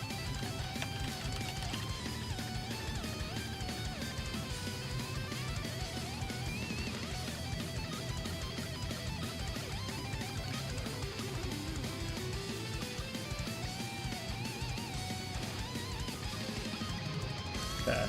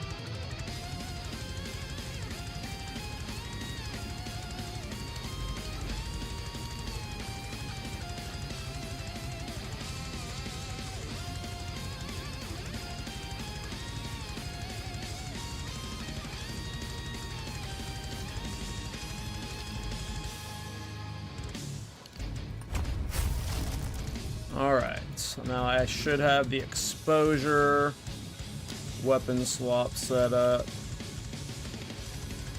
Thing I'm worried about, though. Yeah, I hate that. God damn it, dude. This is exactly like supporting fire. You can't set fucking command skills to be locked to a specific weapon set. So you always have to fucking manually swap back, and it's so goddamn annoying. So what the issue is I am using the Whispering Ice staff on weapon set 2 for exposure. So when I cast Whispering Ice, it puts me in that staff setup.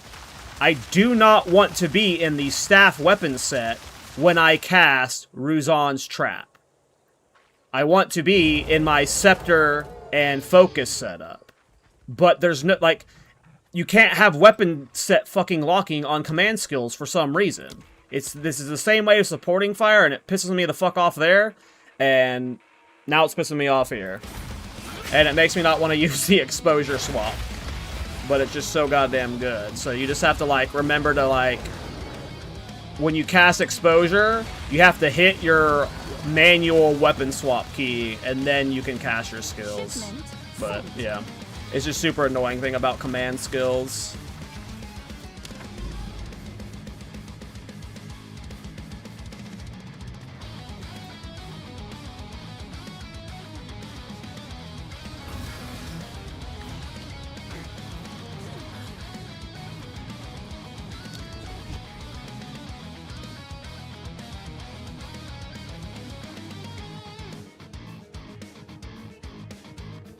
Why can't I just, like, load into this area? Thank you.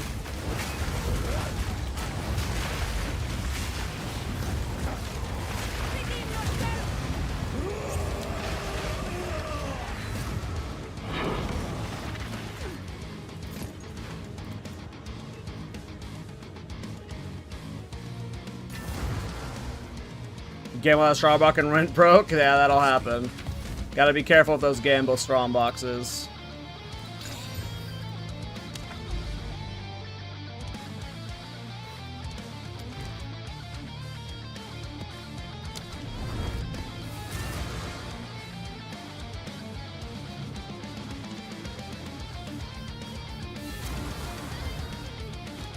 Yeah, I got level 36 body armor, level 39 helmet, 36 gloves, 36 boots, only a +3 scepter.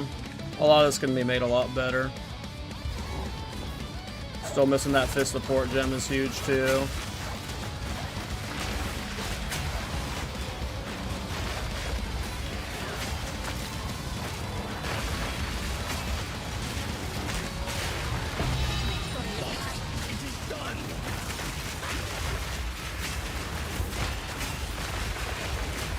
That corrupt the mage blood, can the legacy be changed from the corruption?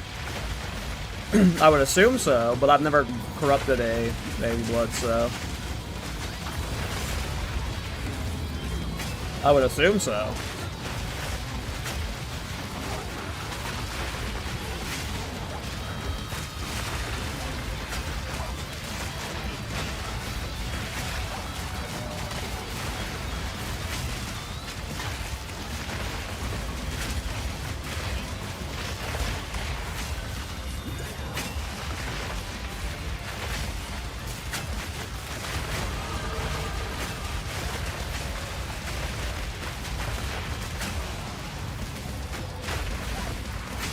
And while I was just raging about the exposure stuff, it's not a big deal for this build. It's way more annoying with supporting fire. I'm really only exposuring on bosses, and with my setup, I don't even have prolonged duration in it, but it will keep like the exposure up for like 15 seconds, so.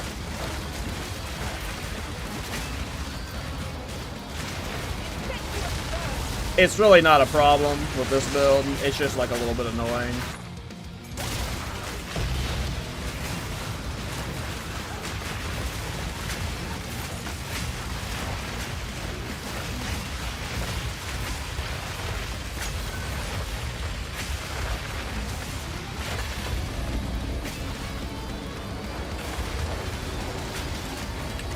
Instant dead. Fucking expedition, man.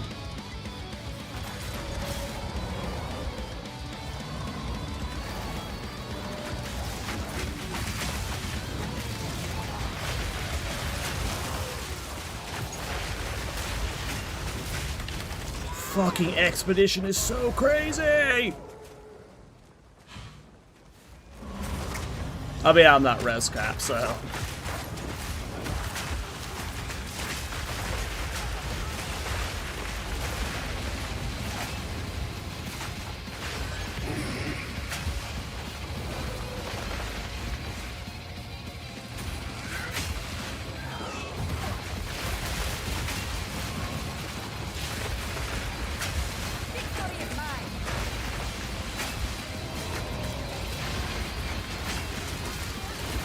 Holy shit.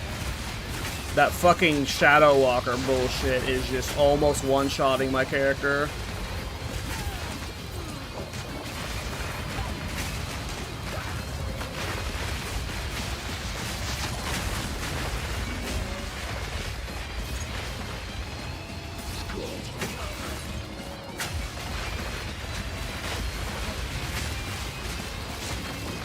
We're definitely dying to this expedition. We just barely got through the first wave. Oh, no, we cleared it. It was just a Giga Wave 1, holy.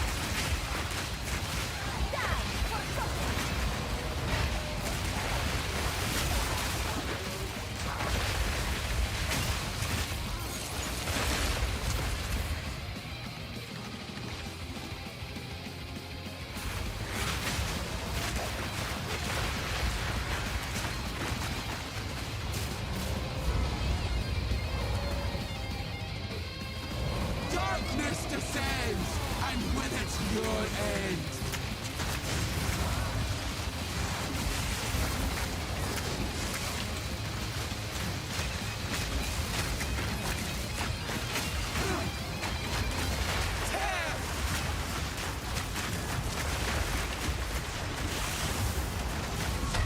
Man, I cast Bran 1,000 times there.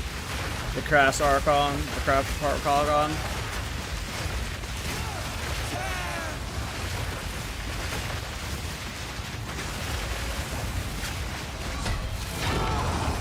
The mists remain.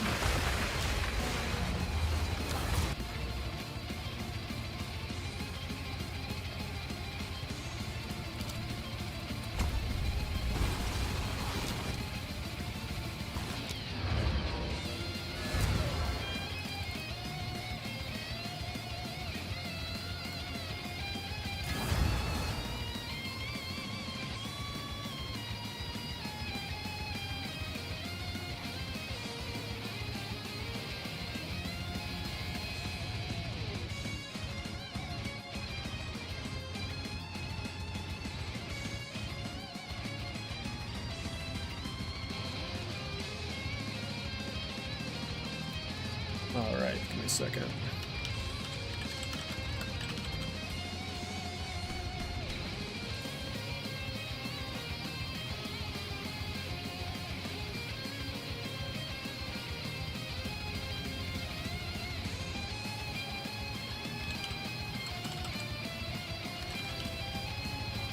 Alright guys, I have had a long day after the podcast. You know, I did take a nap, but, you know, I'm tired, so I'm going to head to bed. Thanks for hanging out today. This is a really cool build. I'm excited to push this. We're going to be AOE maxing this, so over the next couple days, we're going to be min-maxing it as hard as we can. I am going to be sending you guys over to my good buddy Crimson Cast. He is a speed runner, and he is prepping for Exile Con. So whenever I send you guys over to him, you know, make sure you're cheering on him during his practice, and yeah. I'll see you guys. I'll be live tomorrow, by the way. I will be live tomorrow. Probably do a big stream tomorrow, so I'll see you guys tomorrow. Have a good one.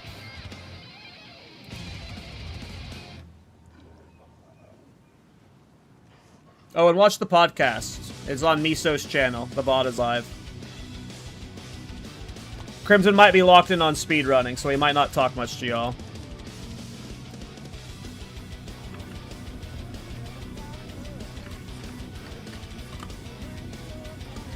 Yo, what up, Kaltoric? How you doing, man?